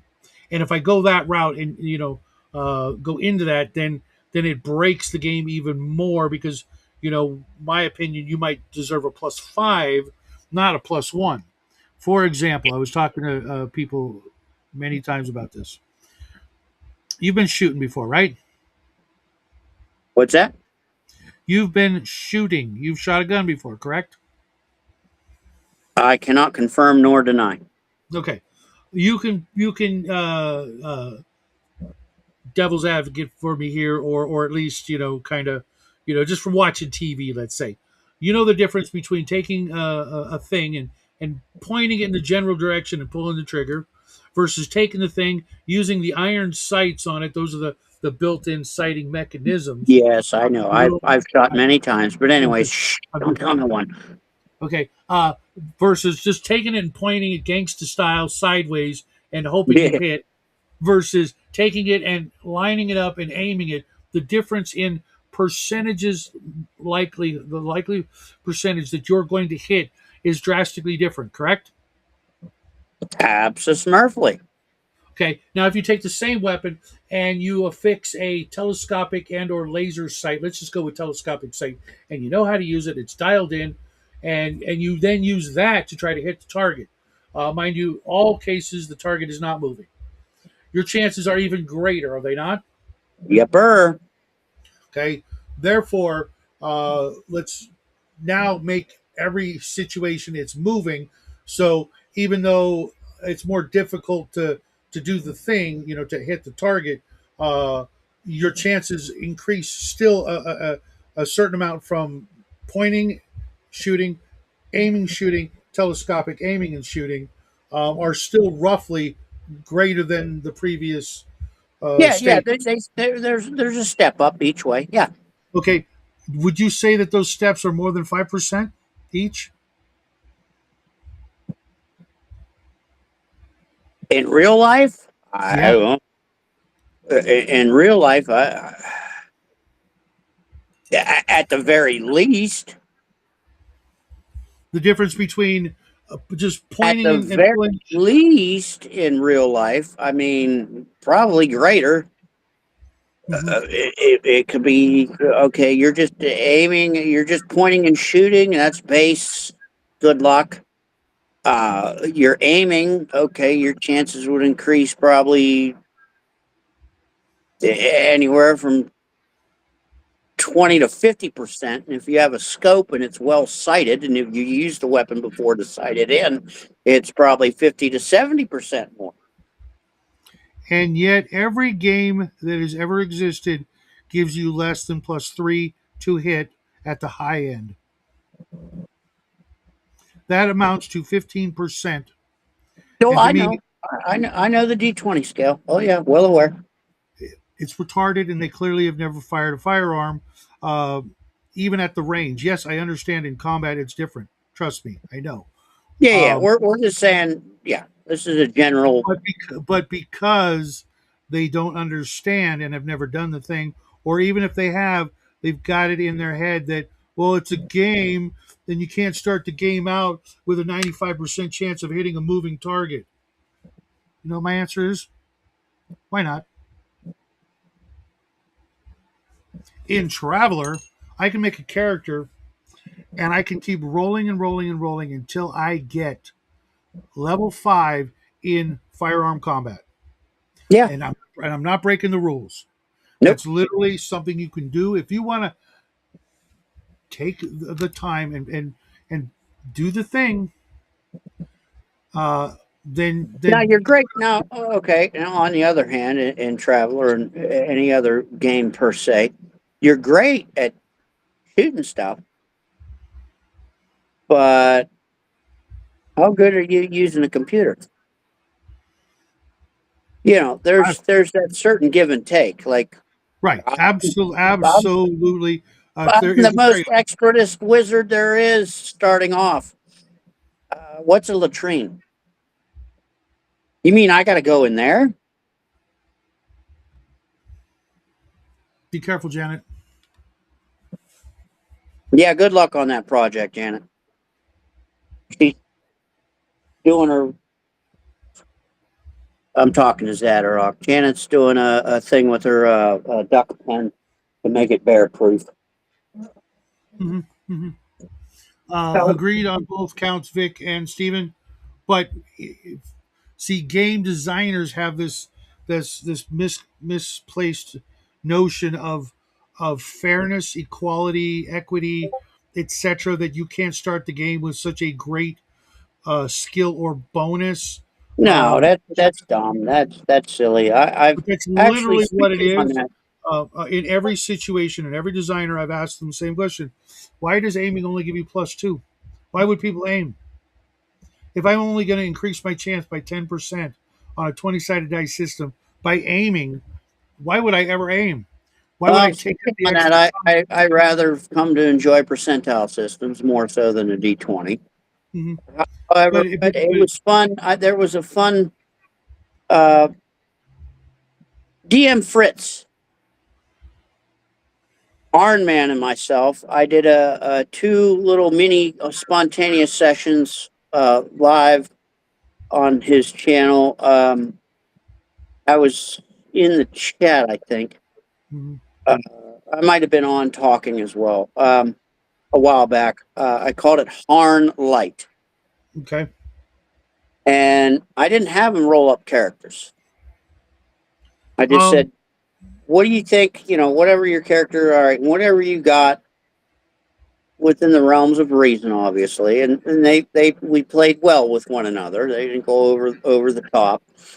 But Iron Man rolled. I says, "All right, and before we do a skill check, I want you to roll a percentile, and that percentile is your skill, rather than doing it by the game rules." And I remember Iron Man, he had okay. um, like his prowl, his sneak skill. It was at 99% or 95%. It was way up there, which you would not normally start out with. And he laughed it off a little bit, and we played it out for a little while. And then thinking about it and talking about it, his character, he said he always had wore sandals. He didn't have boots. He didn't have like you know footwear other than these sandals. And then I explained to him later after game. I says, and then one of his funny things was, I want to find some footwear. Proper shoes, boots, something. And I explained to him after the fact, because we never played that after the two fun little mini sessions or whatever. I said, think about this, bud. What if you got those sandals from your father or grandfather because they were great hunters?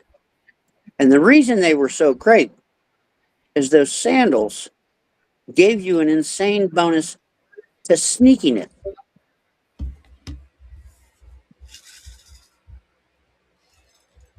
and you didn't know it. And now you put on the boots. Now you're going to go by the rules of what your sneak would actually be, which would be shite.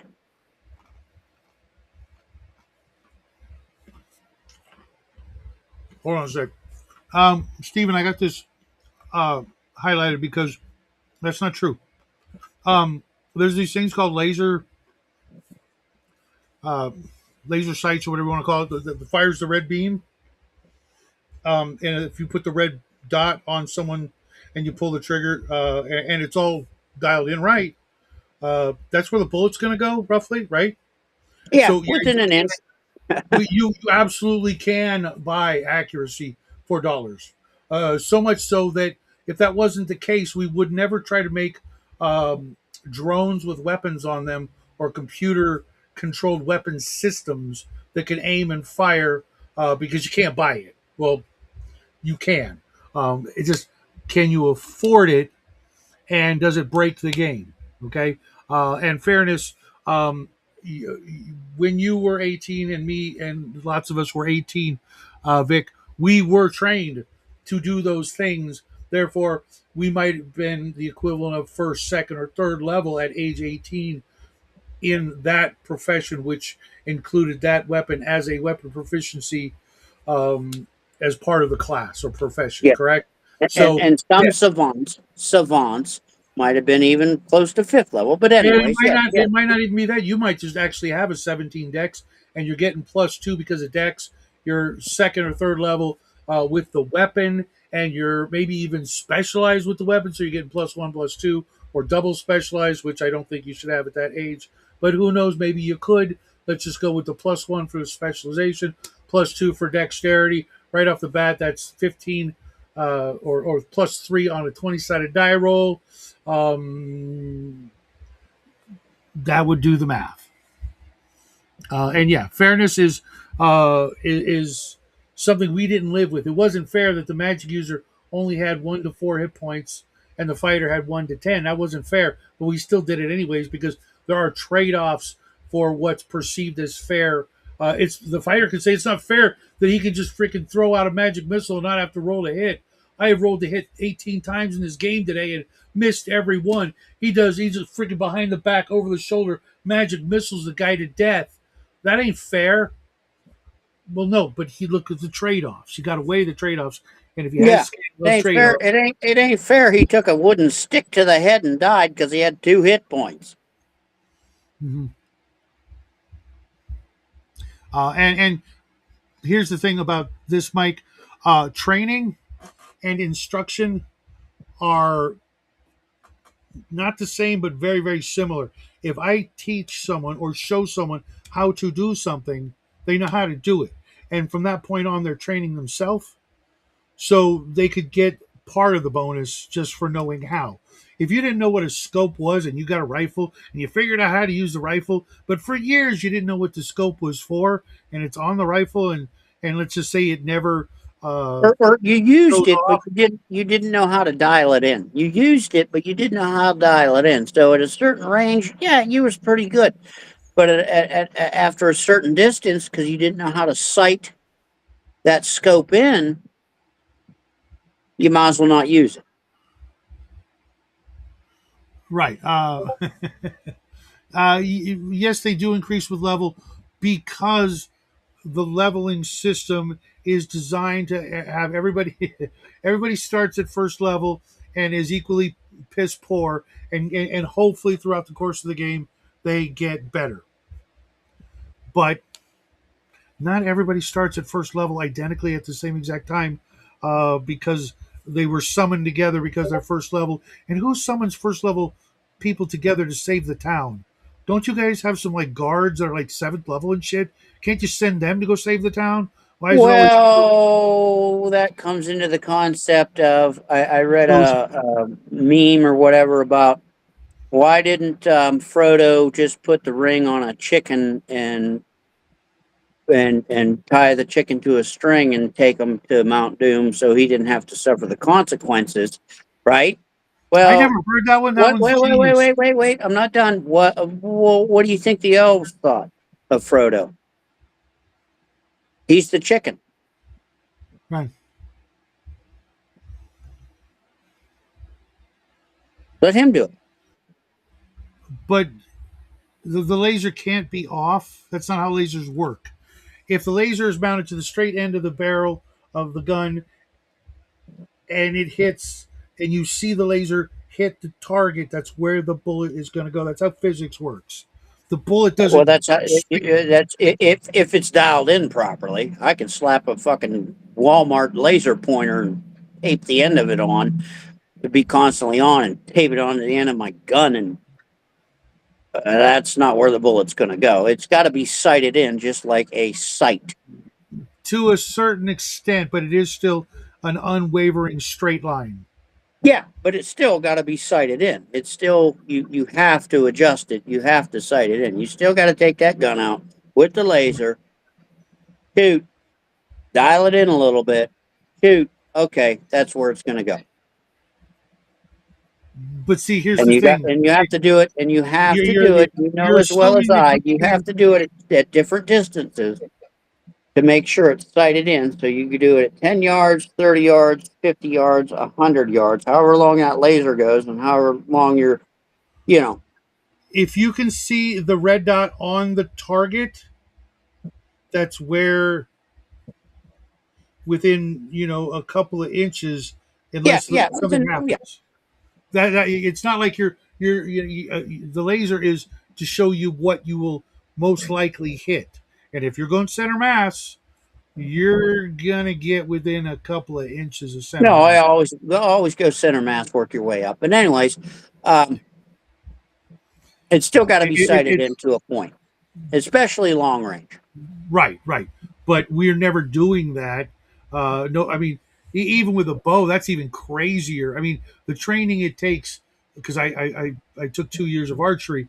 Uh, you've got to like shoot up like this for long range. Okay, it's a shot in the freaking dark after a certain range because it won't go.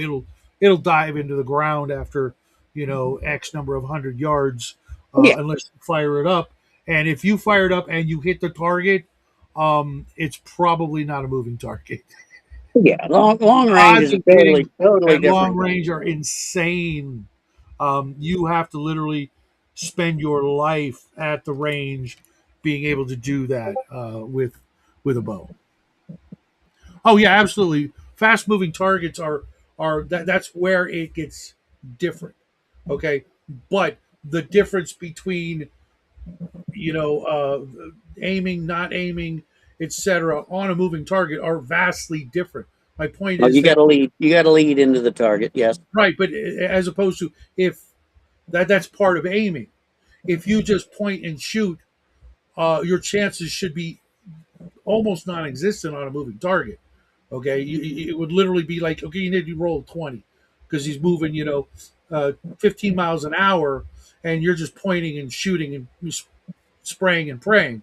But if you're aiming, yes, you may have a harder chance to hit, but the aiming part negates a significant portion of that. Otherwise, there would be no point in aiming ever. And it's more than 5%, is my point. 5%, 1 plus 1 for aiming is dumb. It's just not mathematically sound.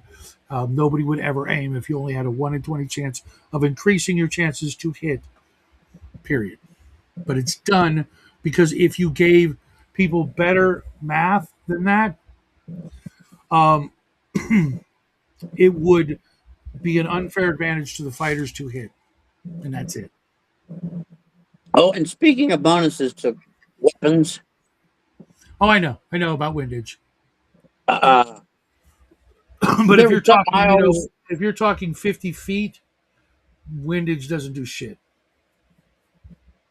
not unless you're in hurricane winds or something silly. But speaking of bonuses to weapons and whatnot, going back to role playing bonuses and stuff. Uh, I know that too as well. Back in the day, Black Company setting by Green Ronin. Ronin. Uh-huh.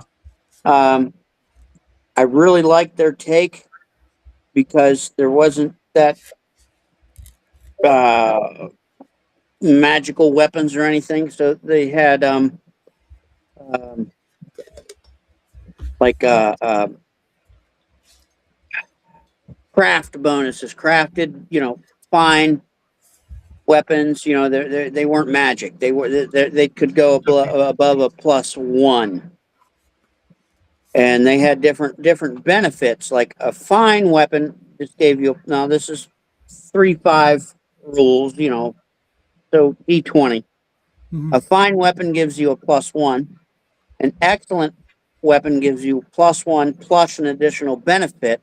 And the additional benefit list is accurate, balanced, concealable, crushing, deadly, decorative, forgery, fortified, guard, lethal, light, mastercraft, ornate, rugged, poisoned, sharp or piercing, sturdy, thick, threatening, or well crafted. Those are very similar to the things that when I was reviewing Dungeon Dwellers, that like normal weapons, most normal weapons have some of those qualities built in, just without there being anything quality about it whatsoever. A Yeah, dagger and has, then you, and then you no had details. exceptional, which gave you a +2. Mhm. Superior gave you +2 plus an additional benefit. Masterwork +3, and then the absolute masterpiece gave you +3 plus another additional benefit.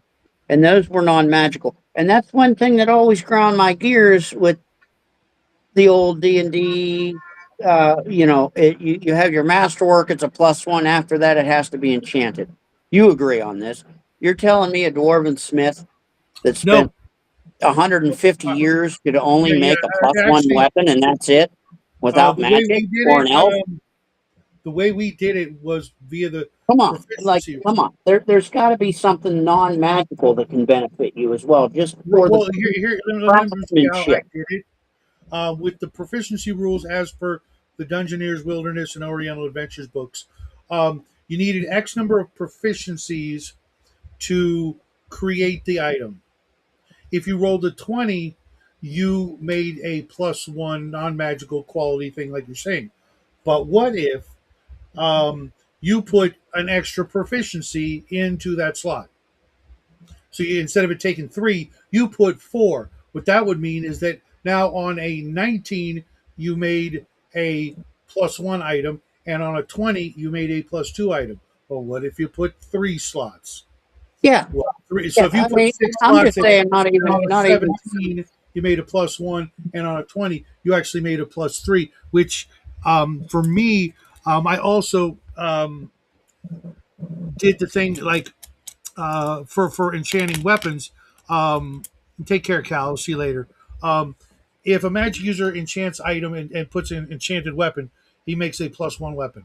If he enchants the item and puts 2 enchanted weapons, he makes +2. But what if a magic user takes a +1 non-magical weapon and enchants it? He gets a +2 weapon. See, so depending on what you start with, if you started with, for some miraculous reason, a +3 non-magical katana, right? And then you enchant it, it's a +4 magic weapon. Yeah, And to me, that makes more sense that, you know, maybe that's how +5 weapons were made, is that some guy, he had to roll a 20, but had to put 7 slots into his weaponsmith skill, which is possible. It would mean you'd live a long time and be a high level, whatever that got non weapon proficiencies, but you could do it and you could put all 7 slots in there and on a 20, which means you basically make 20 swords a year and one of them is, +4. the best of the best per se. Yeah, and I mean, not even as far as like player Real characters quick. making them. It just makes sense, like an NPC, again, elf or dwarf, like you said, elves. Okay, you love your elves. He's been making, smithing, and crafting these swords for 600 years. You're telling me he can only make it a +1 masterwork? Nope. Garbage. Right. Garbage. Yeah, that's why I like the proficiency system, and I use the thing. Real quick, Stephen. So you said it right there. You zero your RDS at 36 yards. That's your sweet spot. Okay. What are your chances of hitting, of just taking it and just pointing it and shooting it? Significantly less than if you zero in. Am I correct? That's what I'm talking about. That difference between pointing and zeroing and looking and doing the right thing is more than 5%. But every game out there says it's only 5% because if it's much more than that, it means that person has a better chance than what they deem as fair and reasonable. Uh, but they forget to think that, well, the orcs can aim too. That's all I'm saying. +1 is Yeah, still. pretty much. almost what the players can do, the enemy can do as well. Maybe Almost. not kobolds or goblins. Maybe they're too dumb. Yeah, Maybe, depending on the opponent, but right. but But for the almost most in part, general. for the most part, I'm not going to delineate. What each intelligent stat number can do and can't do, because there are people that break those rules even if you figure it out. There are, 68 IQ people who can drive a car, so you can't say they can't drive a car. Yeah, but they can't tie their shoes. Yeah, well, they've only got so much, memory up there and computing power. They can pick some skills, but once they're full, they can't learn anything else, so it really depends on how many skill points does it take versus how many intelligence points can you hold, which is what I liked about Traveler, is your intelligence, your education combined determine how many skill levels you could learn before your brain got full, um, or some factor like that. So you Yeah, couldn't have like every skill because you just kept training. No, eventually, like me, you to learn a new skill, you have to forget something like math or uh, season 4 of All in the Family. and not only that, it's a matter of time, effort. I mean, we only have so much time and effort as humans. So, what are you going to do? You're going to do what you know, and hopefully, you're going to do what you know well, Mhm. if not great.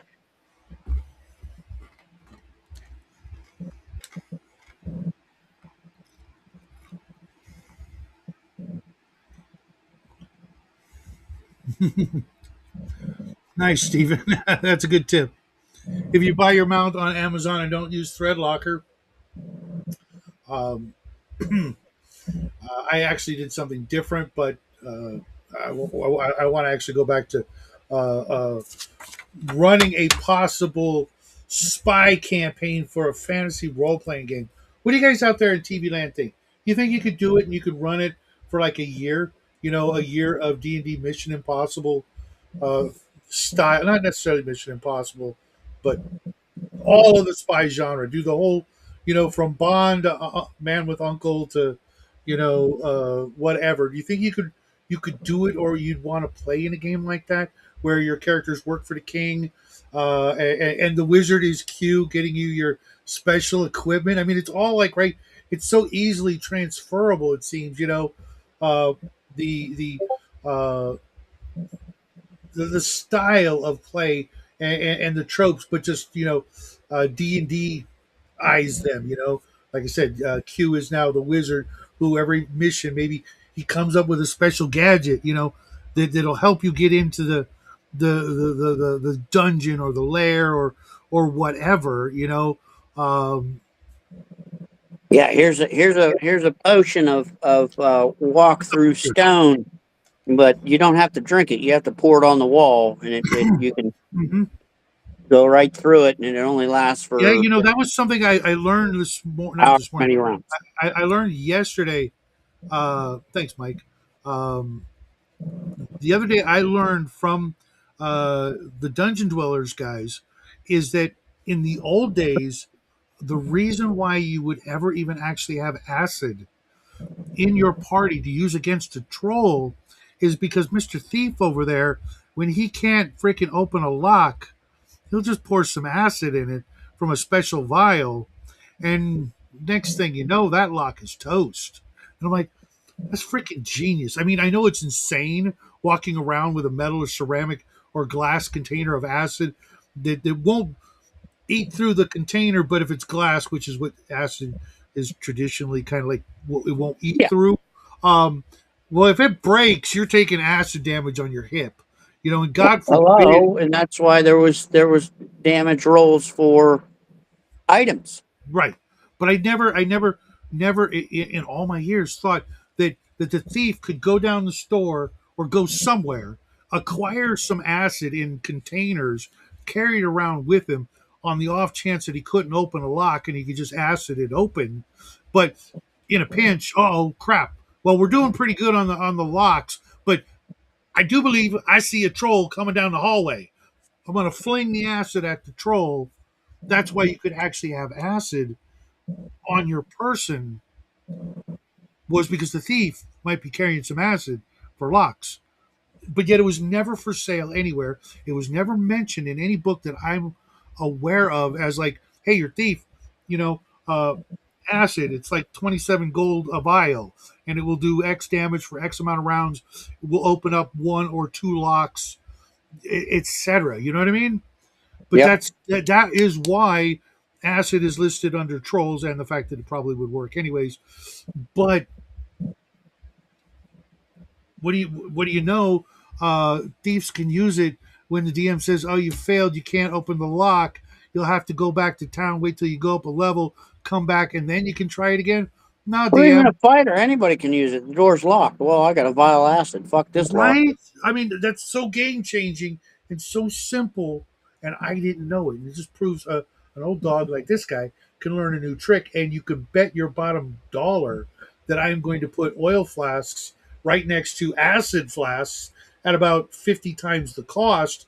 Well, you Uh, got you got to think too, though. Isn't there a spell heat metal? yeah, but that's Wouldn't that? Well, if it was a metal lock, wouldn't that mess with the lock? it could, but it could also fuse it. The DM could easily say, you don't really have any control in which direction gravity is pulling that molten slag, and Okay. therefore, Well, let's say you had three slots of it. mhm. It's going to puddle. Oh yeah, yeah, you could absolutely melt the lock right off the wall if you even if you could just keep up the spell. If I think if it's the longer it is, the more damage it is, and the DM could go, okay, well, it's doing like 2 points around. It has 7 points. If you can keep the spell up this long, it will puddle. And if it's Great. if it's a padlock, let's say it's a padlock, with the key, the old school. Well, I'm going to heat metal. Well, it's hot. It's weak. Throw that pry bar in there and snap that lock. Uh, I fireball the lock. Right, but how much differently are you going to go forward if you think for your players it's like you put in like maybe you make up a table of things that they can buy, and right next to the oil you put flask of acid. And what I would do, because it is probably not hard for an alchemist to actually come up and create the acid, but what I would do is I would put a glass container wrapped in metal to such an extent, maybe with like rubber or something, glass coated with rubber, coated with oil, and you'd have to pop off the flask top and splash it. You couldn't just like grenade it like a Molotov cocktail, but you could splash the troll with it, and you'd be like, "Oh, that's it, sucks," and it's still it would be enough to make the troll roll a reaction versus Well, continuing trying even to though, make. even still, like the flask could be so small, like, yeah, you could throw it at a troll, it does 1d4 damage. Mhm, mhm.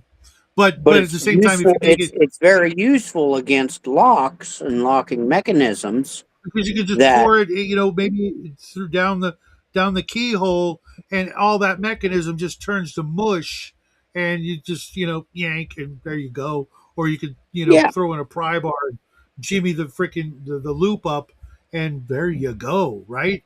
But if I had been aware of that and thought of that like that, you know, all these years, so many games would be different for my players, as well as me as a player playing a thief so often as I want to do. I am going to from now on go, hey, Mr. GM, can I get acid? And he's like, what? Well, you want to do drugs? No, no, no, no. I want to buy some acid so I can burn locks. And he'd be like, I bet how many DMs out there would be like, what are you talking about, Willis? Like, yeah, you never heard of that? Right? Like play it off like you've been doing it your whole life. It's like, oh yeah, yeah, yeah, yeah, yeah. Thieves, they, Oh, they yeah, yeah, take a my little acid grandfather with, taught me that. That's you the Appalachian trick to opening locks. That's know. Oh, but wait, before you think about, screwing me over if I like fall down the stairs and now my acid is eating through my leg. Before you go there, the acid always comes in these special containers. It's glass coated in rubber, and then around the rubber is a metal container to keep it from crushing, and it's got like a screw-on cap. That's glass and metal, etc., so that there's like no chance you're gonna fuck me over when I fall down the stairs or get hit with a freaking, you know, ogre's club. well, You know, guess what? That's not for sale. well, I'm going to design it and I'm going It's in a to. glass vial, and that's how you get Okay. the acid. Well, yeah. Then you offer to pay extra. Because people know that acid should be handled with care, and most people that buy acid are alchemists or wizards or whatever, and they're not trying to burn locks or Uh-huh. trolls or any other That's such why creature. that's why you get a promotion in the Thieves Guild by introducing So this if new. you want to encase it on your own, go for it. Right, that's what I'm saying. And then you teach your Thieves Guild, and now the entire freaking Thieves Guild just suddenly becomes 10 times more efficient because they just, they strong arm a freaking alchemist into working for him, or they just pay him a freaking exorbitant amount of money, and he has no idea what's going on until later. And next thing you know, the Thieves Guild is sitting pretty, and there ain't no lock they can't get through. Yeah, but you think the authorities wouldn't catch on pretty quick and design locks that Dean, resist why do you? whatever kind of acid you're Oh yeah, using? yeah, or just hire magic users left and In right an to urban wizard city lock the shit setting. out of everything. Yeah, Absolutely, absolutely. But that's why you then move to the next town, it's a and then fun the low next. level idea, and it would work well.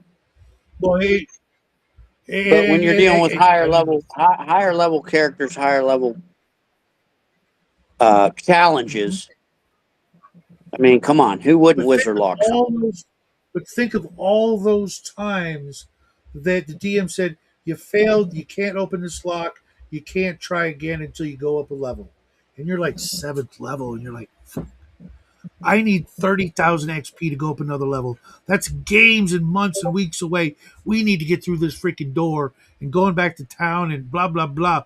Oh, hey, wait. I got in my backpack one last flask of acid. It would change everything in my past when it comes to that. And I had never, ever heard of it until recently. And I'm like, okay, that's a whole new ball game for all my games, all my players, and every game that I'm in from now on. Because, like I said, I mostly just run thieves because Well, uh, and again, here's the other thing. Depending on the technology per se of the setting. Okay, yeah, there's a vial of acid for sale. As you said, what, 27 gold? Sure. There's three on the shelf. It's going to take me a year and a half to make those three again. They don't mhm, sell very well. So you yep, bought them, and that's it. mhm. So you And use then if them up. you're Now you're up to your lock picking skills. You fail, and a year and a half hasn't passed. You ain't coming back here and buying them. right, and that's perfectly legit. Um, uh, because otherwise, you do run the chance of like the equivalent of like the influx of gold from the killing of a dragon can ruin the economy. Making acid available on every freaking corner. From any Tom, Dick, and Harry. Hey, want to buy some acid? Um, And you then- know, and again, it would right? be more of a special buy. Like, wait a minute, what? Mhm.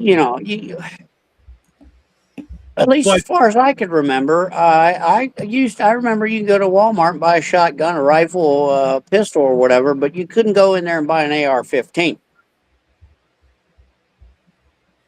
There, certain tier of what's available, where it's available. mhm, Who do you got to absolutely, go through to buy this? yep. But all those times, I mean, because you're only going to really use it for when you fail. You know what I mean? And as you get better, your need for it decreases, right? Yeah. So the market demand would be very niche. Yes, absolutely, absolutely. But it's one more quiver in your arrow of lockpicks, Oh yeah. because like for a long time in the day, back in the day, crowbars were not on any list of equipment. Okay, but yet it's a simple piece of metal in a certain specific shape that could mean the difference between opening that chest and having to carry that chest back into town, right? Or leaving it there. And then suddenly they started appearing in lists of equipment, Castles and Crusades, and other games I've come Yes. across. Like, interesting, the crowbar's here. Wasn't in the player's handbook. Wasn't in the 2E player's handbook, as far as I remember. So I think they might have been.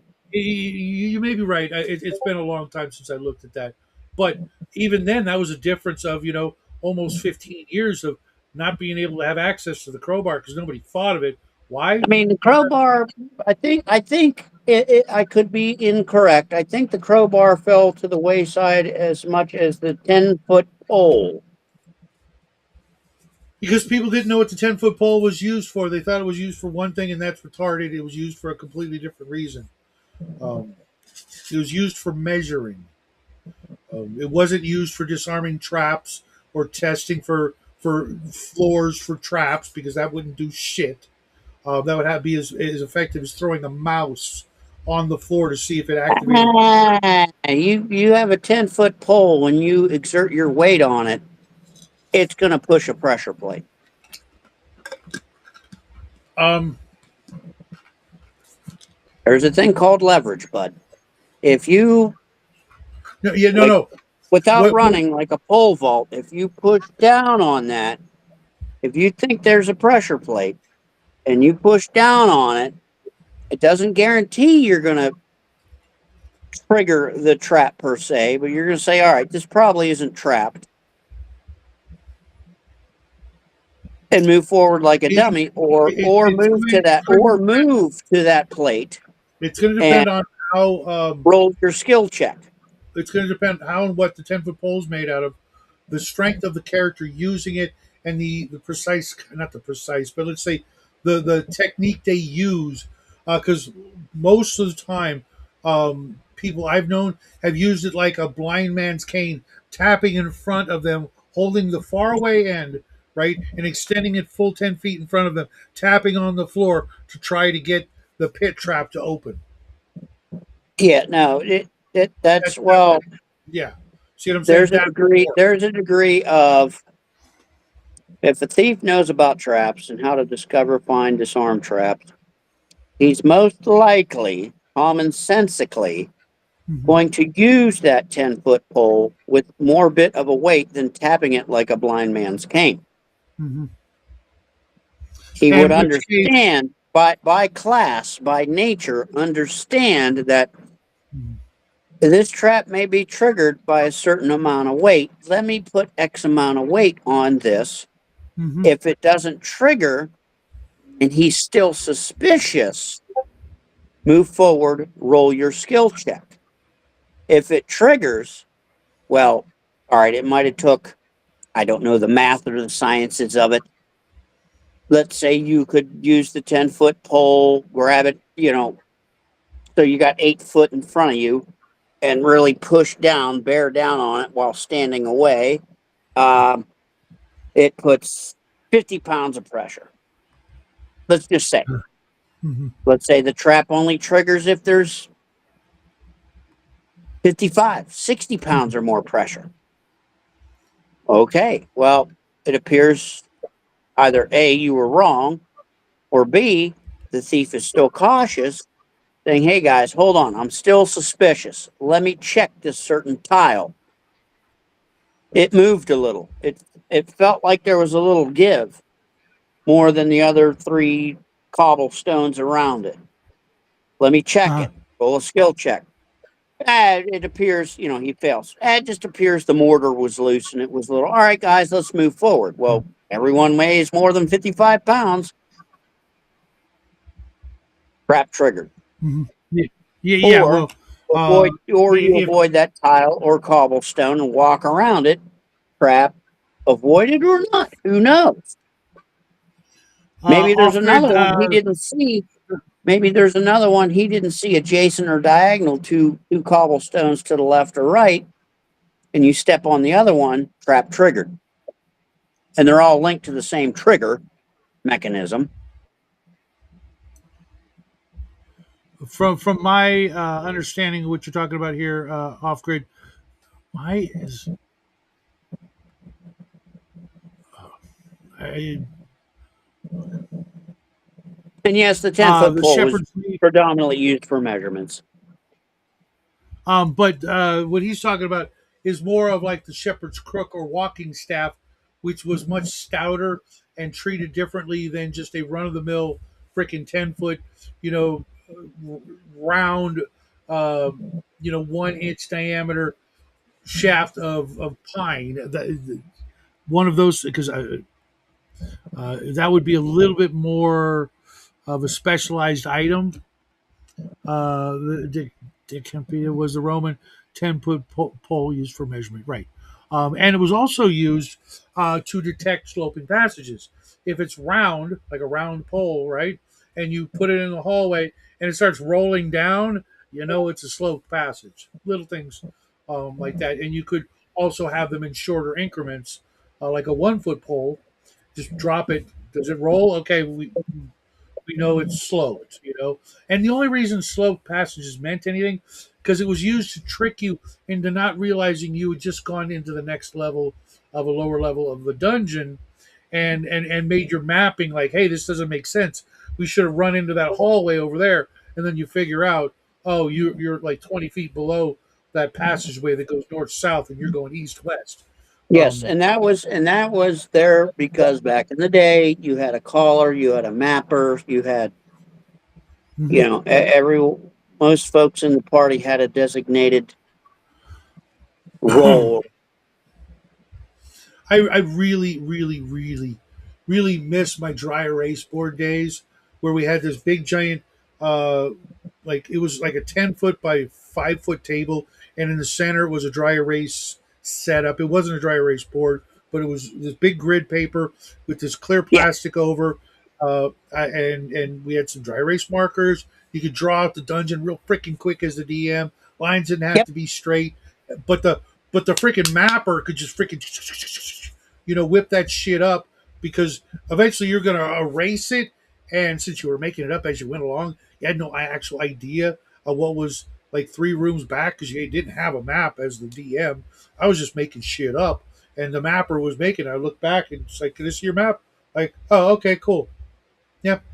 And they were doing my work for me. I miss that, but I also miss being able to make up a dungeon on the fly and the players knowing where everything is and using the minis and all that shit. I miss that, but got to open up a store because there's nothing out here and no players out here that I can, trust to enter my home without triggering the wife about strangers coming in to play some weird game that she doesn't understand. yes, Yeah, yeah, that's pretty much what it was, Steven. They weren't actual ping pong tables. I actually got one for myself years later. They were like custom made tables, and there's like one, two, three. There's like 6 or 7 of them in this storefront that was next to the. It was called the Unicorn's Lair, but it was next to Bob's Comics. He owned both storefronts, and we just go over there and just play all freaking day.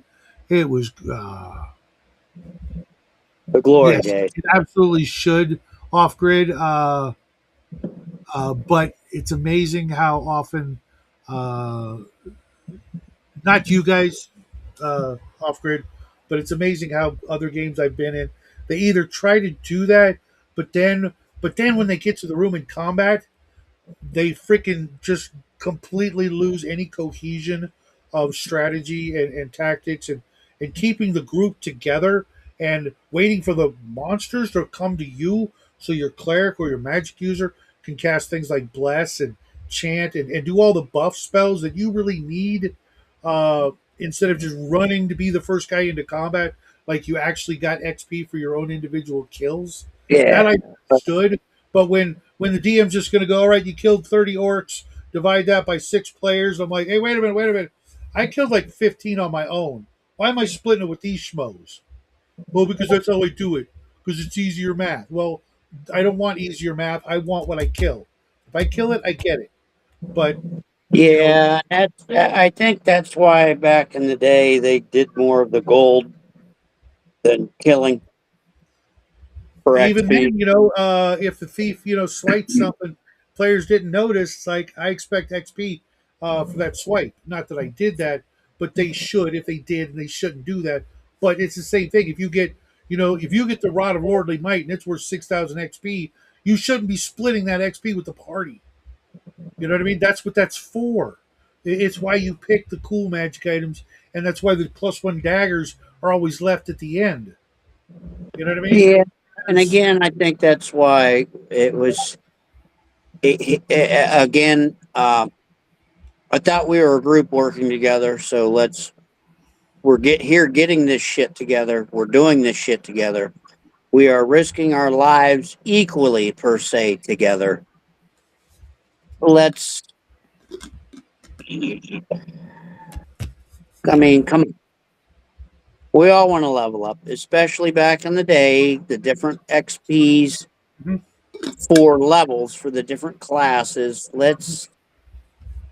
We're all working towards the same goal per se, as to get better, be better, Mhm. and do better within our class, our character class, our profession, etc. Mhm. And Let's have in a a party cohesion. Let's have a because if it was boiled down to, well, I killed more than party member A. Um, yes, you did. However, party member A lives because party member A may very well kill more than you next encounter. but here's the thing Like that we're here together in this. In a way, all of that will balance out when the magic user who can't be blasting shit at low levels. As soon as he starts like clearing rooms with a fireball, he catches up fast. Just like when yeah. But okay, your all right. friend. Now you're going to. All right, he clears the room with a fireball, so he gets all the XP for killing everything. Yes, he experienced that himself. He now knows what it feels like to be able to use his magic power, look into the room, and go die, and they do, and he has to live with that. You know, he now, So the yeah, thief would get more experience from robbing the party because he's a thief.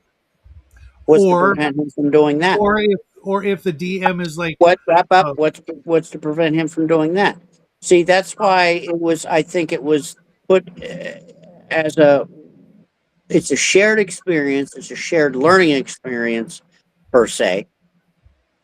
We're all getting an equal share here.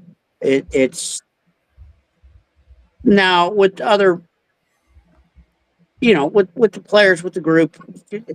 All right, hey, I killed this guy. I got this guy. Well, hey, I need this +1 sword. Okay, I need that more than you. You need this more than me. You trade off. You do that. But overall, the experience is shared because you were there together. mhm. No, here's the thing: the thief, in the best system, uh, gets XP for opening locks, disarming traps, just as maybe even like XP like say it's a first level dungeon, maybe he gets 25 XP per lock he unlocks. Just like wizards and Yeah, clerics. that is specific XP. I'm speaking in general. Like in a combat, that's kind of The thief gets you're all if you're all in backstabs you're all somebody. you're all in the trenches together. Mhm. So the combat XP, again, back in the day, for killing things, it was very minimal compared to the gold, the treasure for XP, Mhm. because the treasure is usually shared. As I said just a few seconds, a few moments ago, Mhm. hey, you need a +1 sword. I don't. I need a +2 ring. You don't, or whatever. That's shared XP. That's Mhm. shared treasure. And that's why I think back in the day, XP for killing something was very minimal. It did help I mean, a if you go by the particular character. books, It did help a particular character that might have killed something. Like I killed 3 orcs, you killed 2. I get 1 orc XP more than you, of course. But that's why it was very minimal. Well, it depends on the creature. The tougher. I mean, Well, yeah, if you obviously, obvious. I'm just saying general. I killed the, two trolls and you killed three orcs. Well, I get two trolls of experience and you get three orcs worth of experience. mhm. Obvious. But even but then, it was still minimal compared to the amount of treasure you found in that horde that you all get. Because you're it, all going to, if you are working together cooperatively as a party, spend that on and with and for each other. yeah.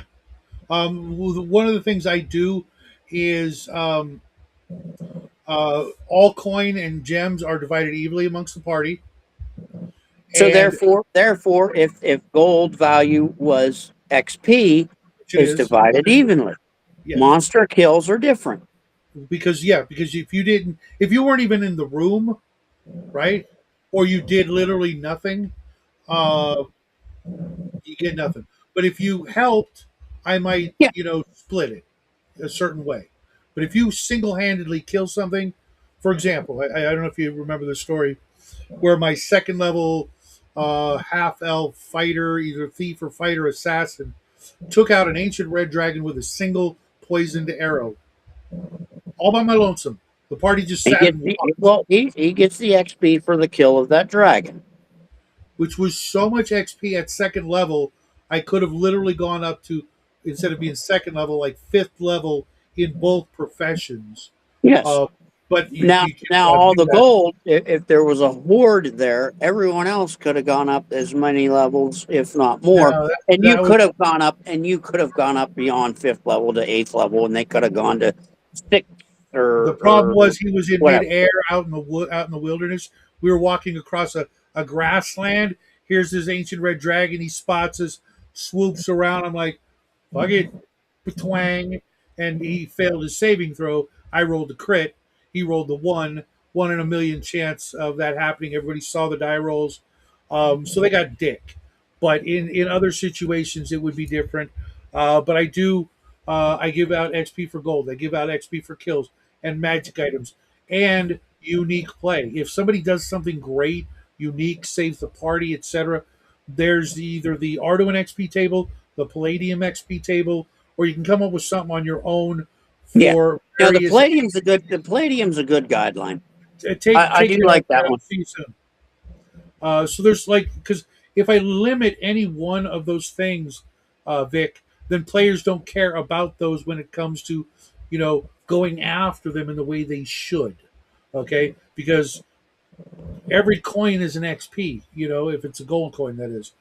Therefore, they should be trying to get every coin and not leaving coins behind unless they're completely overloaded. In which case, they should be trying to find a way to bury and hide that treasure so that only they know where it is, and then write up a treasure map.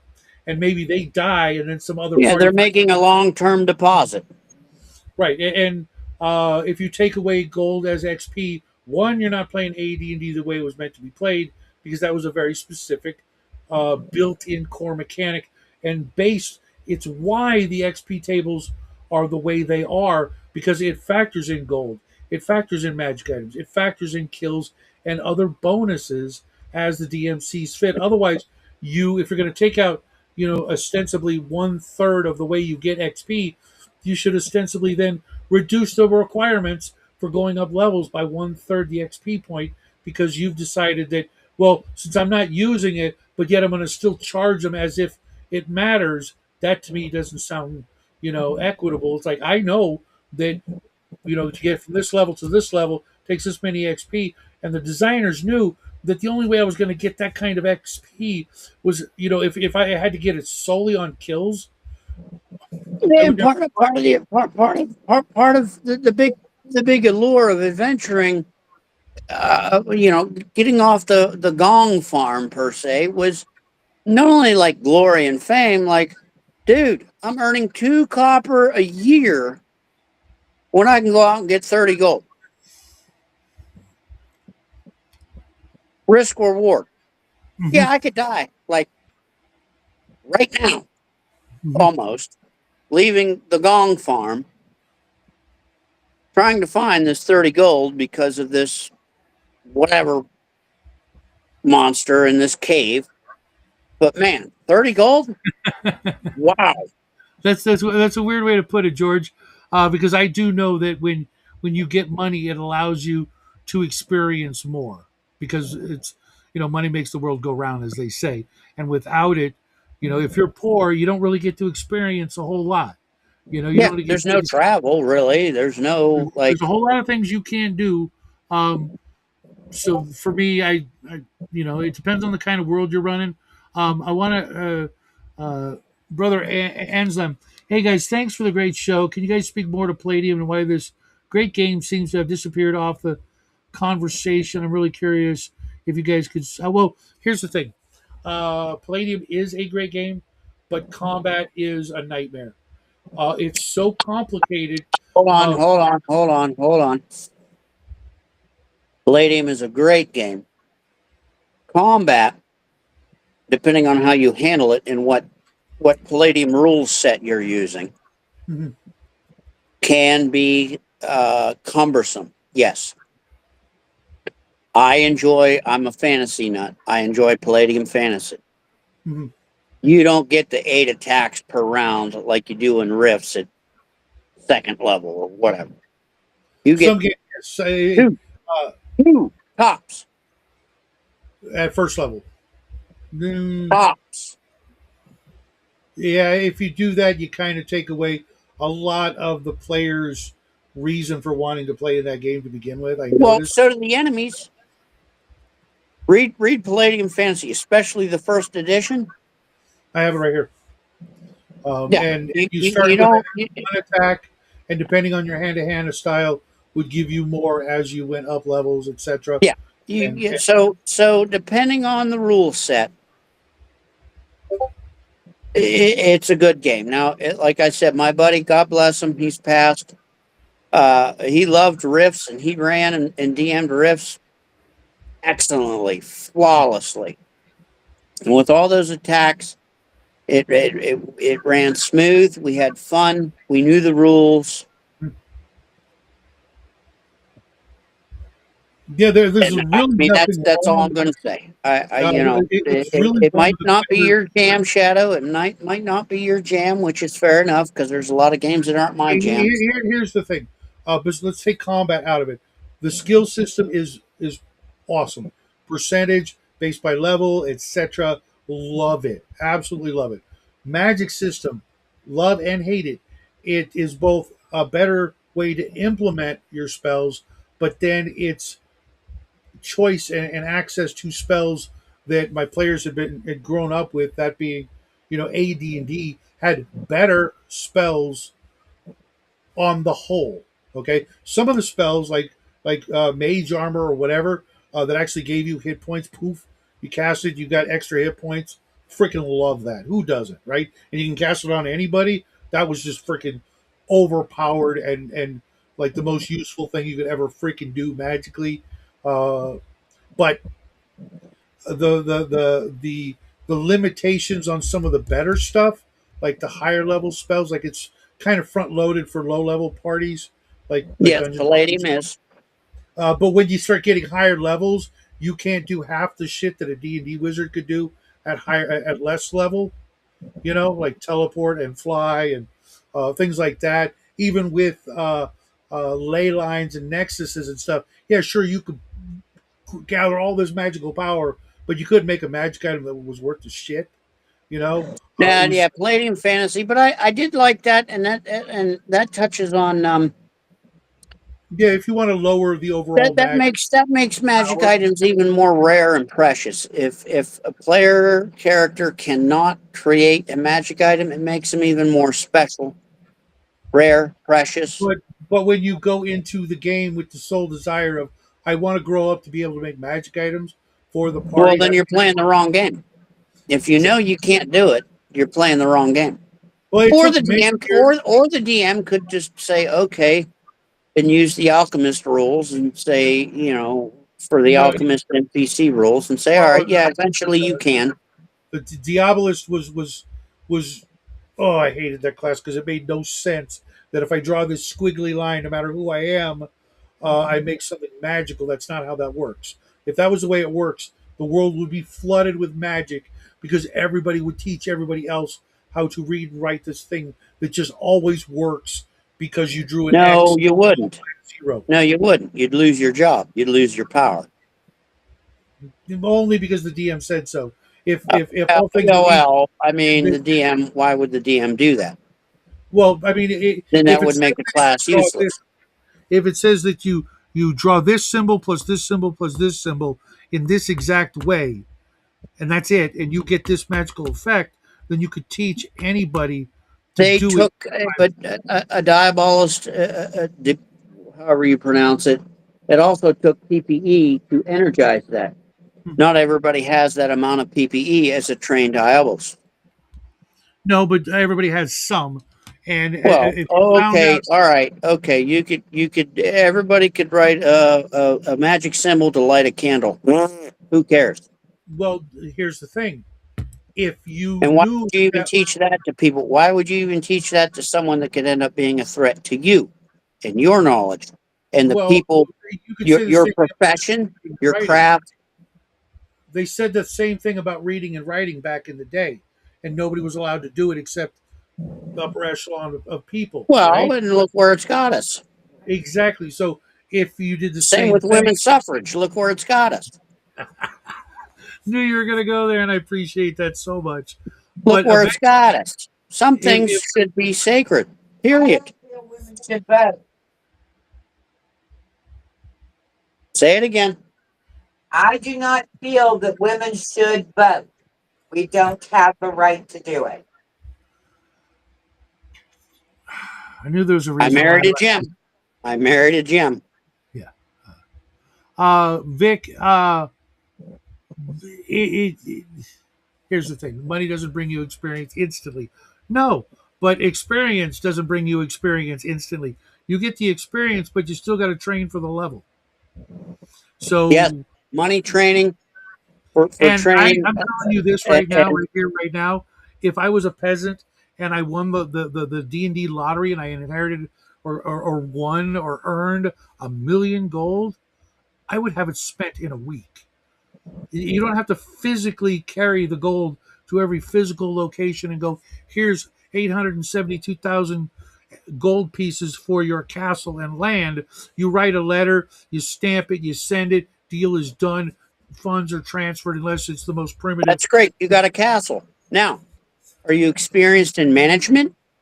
Are you No, but experienced in I'm so experienced in having but that's spent where that's what I'm getting 800,000. at with money can bring experience, but doesn't necessarily bring experience. And that's one of the things you had to spend money, gold to train to level up. And I'll touch on another game, Hackmaster, which I really enjoy. Which this is a hill I will die on. If it weren't for WotC, I truly think Hackmaster would be where AD&D should be. Um, they had the gold for training and leveling up. Mhm. However, first through fifth level, you didn't really need to spend that gold. You could do it yourself. It would take longer.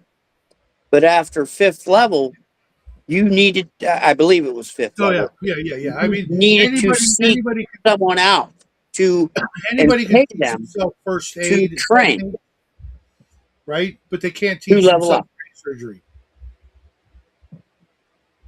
right? You can teach yourself first aid and maybe even some other low level medical skills, but you cannot teach yourself brain surgery, open heart surgery, Yeah. stuff like You, that. you, You got you, to go to you school for that.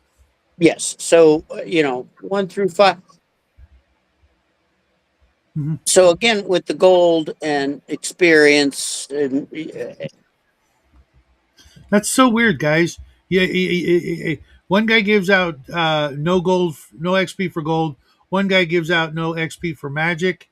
Um, it's literally, to me, that's like saying you don't want your players to go up in levels. You're trying to slow that progress. Where here I'm on the fast track. It's like, can you guys hurry up and get to 10th level? I am bored. I want to throw some vampires and beholders at you guys, but I know that one vampire would kill the whole party. So can you hurry up and go up levels faster? That's literally my take on that. It's like I can't I oh, it's so hard for me to even like Well, comprehensively slow them down. I've thrown some higher level NPC, higher level monsters at the party, but not directly, and they knew they had an idea what they would be going up against, and obviously metagame they knew like shit.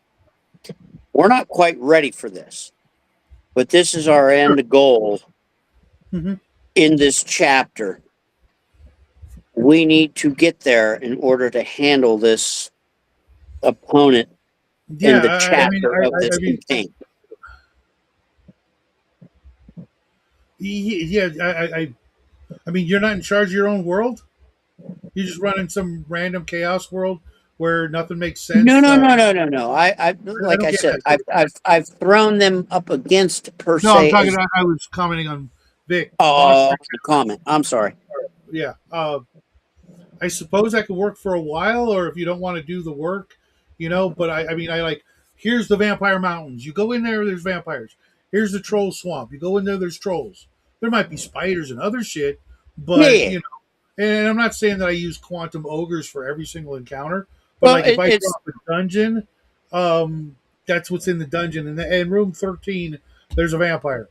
If you are going down a trail, like if you're going to do if you're going to go an overland adventure, I will make a list of the monsters that could be encountered, and then I'll roll on that. But I don't just like use like a complete like there's no orcs on this continent, so scratch orcs. So I need to make my own list because there's no orcs on the planet. There's no goblins. There's no kobolds on the planet. So I need to scratch those off the list. I come up with my own list of possible encounters. They're not in the desert, so giant scorpions aren't going to be a thing. And make that list, and then I'll roll randomly there.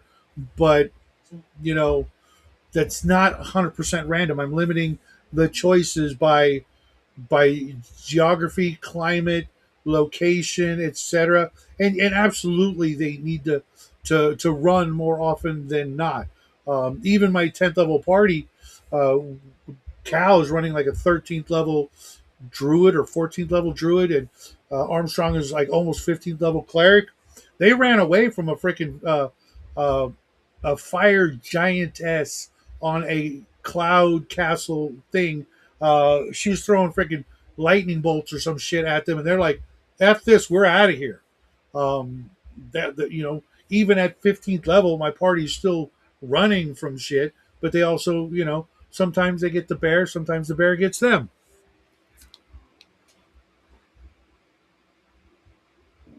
well. Speaking on the comment of 100% random Mhm, monsters, um, I did do that. mhm. We were doing this was at the end of the 3.5 days, and I was flirting. We were flirting with Pathfinder, Okay. and the players were, "Oh, you're a cheapskate. Oh, you're." I said, "All right, guys, I'll tell you what. I will roll monster encounters, random encounters, within reason of region or area. Mhm, mhm, Uh, I will roll them, and I will roll them as per the AD&D, and I will roll the treasure tables. mhm, Do we all agree?" And they did. mhm. We loved it. We had fun, but there was a lot of deaths. Well, Risk I mean, reward, risk the reward, if the because players all right, don't learn, they come across oh geez, I forget what it was. Maybe what is it? Beher or whatever. Yeah, they come across that, and it bolt of lightning, and they were all single file, and all but two died. Run, scatter. They come I across a just few was other playing, things, Vic. and So they ended up this beating Gygax them, is cool. defeating them barely, defeating certain other, random out of the in the day the CR balanced proposed mechanic, defeating them. And I rolled the tables, and they ended up getting dirt. I mean, not dirt. I mean, crazy rich. And it was a Mhm. fun campaign because they started opening their businesses. They bought an island, and they named the campaign. What was it? Zadarok. Save the world to rule the world, or something like that. Okay, cool. And, I mean, we was all having a hoot. It was fun. And the stipulation of the campaign is everyone rolled a at character creation. The story was the gods or whatever. Um, they had a fever dream at first Okay. level. You're called for a greater cause. The world is in great peril. It will be told to you upon your journeys of what's going on, what you genuinely need to do per se. And again, I'm paraphrasing. This was many years ago. Um, but I had them all roll I believe it was a D8, and whatever number they rolled was the number of siblings that they had. Okay, those siblings, because of the gods, each character had a bracelet, a ring, a pendant, and that, whatever kind of earring, whatever kind of jewelry they wanted their character to have, that was linked to their sibling. At the moment, not the instant moment, but at the moment of the character's death, their sibling would take their place. And then they would roll a die depending on the character's level that died to determine what level their sibling would come in as. And they could choose a different class, whatever. And if, let's say, you rolled a 3 and you died, next one died, third one died, you left the table. You're not coming back until this campaign's over. Yeah, I think that's how it should be. If And they you loved it. die, They if your loved it. They character ate it up. They ate it up like gravy and biscuits, man. They loved it. We had if your so character much fun. dies in a game, you should leave the table until the DM says you can come back in with your new character because there is a place for you to come back in. I think it's only fair, proper, and right that you should yourself And when I excuse. say when I say they left the table, they left the house. Go home. Yeah, whatever if you're online or in a store or Even whatever. even yeah. Even if let's say you rolled 7 and your first character died, you're over. Go home. See you next session with your sibling. I got to address Vic. Okay, couple things. First, Gygax has encounter tables laid out in the DMG, Fiend, Folio, and Grey. Why not use them? Because one, I'm not Greyhawk, or I'm not running Greyhawk. I'm not Gygax. My world, my setting, my list of monsters based on what I want on that continent, that city, that town, that dungeon, etc. Um, and then he says, sure, encounters will not happen because of the time of day. Um, some, yeah, like undead might not happen because it's daytime. Um, but others also depend on the things I just mentioned before. If they're in the desert, they're not going to run into wolves. Okay. If they're in the desert, they might and probably will run into giant scorpions and flying reptiles and things like that because that's Or what lives hyenas or there. whatever. But yeah. I make what lives there. It's not unexplored. It's unexplored by the players. I know what's in every square millimeter of my world because it's mine. Yes, I am a control freak. When it comes to that, everything else, not so much. I know what's there. I need to know what's there. That way, I'm not caught flat footed and not looking through a book for freaking tables and you know what I mean. It slows my game down if I have to even pick up a book like drastically. When I'm playing online. I've got 2.5 hours to get a game up, running, and to a point where the players want to come back because they actually got something done. Instead of I've got like 6 hours and we can screw around and I can pull out books. I can be at my leisure. I am when I play online. It's a rush, hurry up and let's get Yeah. something done and not bullshit, and not definitely not have to go look up every freaking spell or magic item. Uh, That's why I couldn't. Not that I have to it, look up a lot. Even when we're going to get together this Saturday here, it's going to be 3 hours, 3.5 hours at best, and it still yeah, to that's a this good day chunk too. leaves me feeling hollow. It's like Mhm. a crack hit. It's just can we get together for the day, please? Can we game, break bread, keep gaming? Mhm. Like And I just online, it's literally Vic, and everybody else. It's so different playing online than playing in person.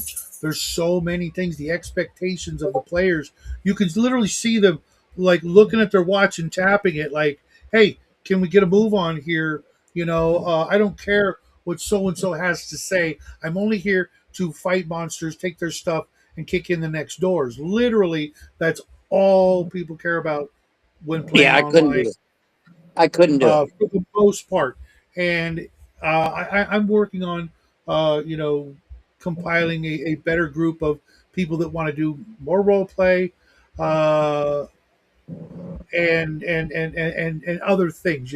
Thinking about not just where's the next dungeon. Let's hurry up and get there. Can we teleport to the front door of the dungeon already? Kind of, literally. That's um, that's what you have time for. It's not, sitting down, breaking bread. How's the wife and kids? You can do that before and after when everybody's Oh not yeah, yeah, there. yeah. No. When But we as did soon as those long everybody's there, sessions, as soon as it's as everybody's there, you have to follow a completely different etiquette and play style. absolutely. And it's like this. It's like it's the difference between um, meeting a girl in and dating and developing a relationship versus speed dating. You ever see that where they ring the Yeah, bell I've and seen the speed dating it, things that's before. Yeah, literally it's literally what online gameplay is like. It's like ding, yeah. yeah, I don't like this game, I'm out. Ding, I don't like this game, I'm out. Ding, I don't like this game, I'm out. I couldn't do that. Literally, I couldn't. It's just not well, how. it's either I that mean, or when give up the hobby right now. we got together on our days when we genuinely got together, we gathered around. It was understood the first half Mhm, hour, maybe even hour of that session was blabbing for social creatures. mhm, How's the girlfriend? How was work? How was this? How was that? Blah blah blah. mhm, Let's get this out of the way. We're friends. We're here. mhm. Okay. Or Now, when the game ends, start when leaving. that started to wind down, it would be okay. Let's recap. Okay, last session. Blah blah blah. All right, and we're in. We'd play for 4 hours, and then it would be who Break wants time. pizza? Who wants wings? Who wants subs? What do we order? We'd order. We'd play a little bit. The order would show up. We would eat. We'd blab a little more. Then we'd get back into the game. And then Hmm. and then another 4 hours or so, 5 hours or whatever. And then at the end it'd wind down. Okay, session's over, and we'd hang out, maybe crack some beers, uh, you know, blab a little more, hang out, and then we'd all disperse.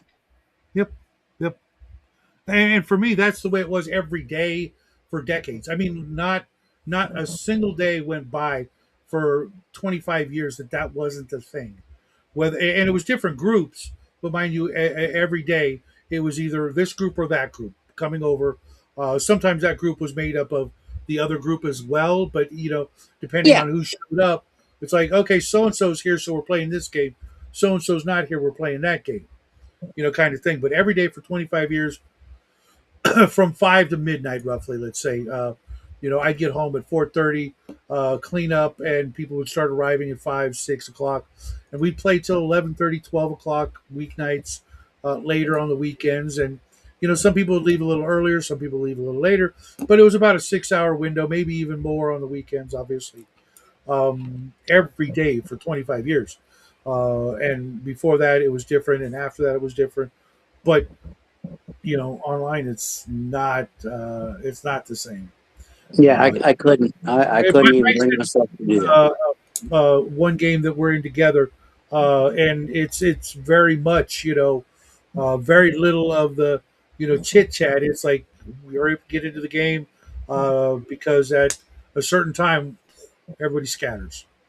You know, that's the social contract for that particular game that's online, and that's the way it's got to be for various reasons. And there's nothing wrong with that, but the rules aren't laid out as well as they could be, and they're not as well like when you play in person. You don't do certain things. You show up with at least a 2 liter bottle or a bag of chips, right? Bare Oh yeah. minimum. Oh, dude, there If was not, snacks galore. There was, like I said, what we'd I get mean though is pizza. the etiquette is you arrive with one of the two minimum, and Yep. you're willing And to share. we always had a crock pot or two full of dip and or chili and I mean, Hmm. God, I miss that. That was the fellowship, the in person fellowship of gaming. Right. You don't leave a mess. If you spill, you rush to clean it up. Certain things you would do anyways at most other get-togethers, but there were social rules that you follow when you're playing online. While there may be some that might seem obvious, some people not so much, like flaking, showing up late, interrupting to talk about anything but the game. Um, you know, Well, no, uh, you only got a 2 hour window. Let's get down to business. and even then, how much can you get done? Because if like you're in a dungeon and you clear 3 rooms, next week same dungeon, 4 rooms. Next week only 2 rooms, and this is like a 20 room multi-level thing. Yeah, It doesn't. It doesn't. I It couldn't doesn't do it. feel God bless safe. you, brother, for being able to do that. I could not do that. That's It's why I very don't. I couldn't. I and to be couldn't. honest, as time goes by, we're going to find in my prediction here that fewer and fewer people are going to want to do that unless it's either a longer session, or they're just not going to want to do it at all because any other expenditure of time is going to be deemed more fulfilling. Yeah. Literally reading a book, you'll get more out of. If you're in an online game fighting with 8, 9 people, to get a word in edgewise, even when you're going around the table, so to speak, and it's your turn, but you're waiting 35 minutes for it to be your turn to do something, unless it's combat, and okay, maybe it's 15 minutes before you say, I rolled a hit, next player.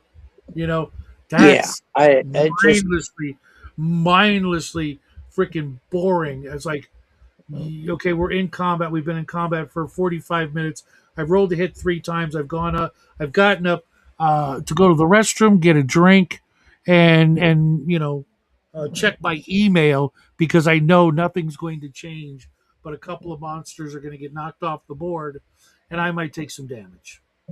thank you, Mike. And it was very very many good years of gaming. It was, and I was blessed to do so and Well, Mike, be one of able these to and days, participate. And Mike, yes, golly, the in Mike, person if you game have, where we had the time, we took the time to dedicate a day to get together, whether it was once a week or even once a month. I would love a once a month. Listen, guys, and I'm a day tripper. Listen, guys, let's show up about 11 o'clock and let's play till 8, 9 o'clock and we can go home. Mhm. So you show up at 11, At noon, at the latest, we're starting to play because there's the social. Like I said, hey, how you doing? How you been? Hey, how's your boyfriend, your girlfriend, your goldfish, your wife, your this, your that? Let's how's things going? How's work? Let's because we're friends. We're how's Exactly. everything? All right. Gather hands and pray with one, whatever it is. And then at the latest, an hour. So last session, what did we do? Let's go around the table. What do we remember? Anyone take notes? As a DM, I have my own version of notes. What's going on? Okay. And then by 12:15, let's do this. Hmm. I'm in online games with people I barely even know, and I've been in games with some of these people for years, and I know nothing about them at all, at all. I mean, nothing. I don't even know their real name. Um, I don't know what they look like. Um, the whole bit. Versus you know the way it used to be. But folks, I have got to run. It is noon o'clock my time. I got to go do some people stuff. The rest of the day, I will be back tomorrow with a video squirrel. Thank you ever so much for hanging out, Mike. I love you, brother. Love you too, man. Tell Zadarok I said the same thing. Give her a big hug and a smooch for me. Everybody who joined in today, thanks for the discussion. Vic, you should have jumped in. Mike, same thing. Cal, I know he had to do people stuff. Same thing with Mike or off grid. But I'll see you guys all tomorrow. Have a great day. God bless and happy trails.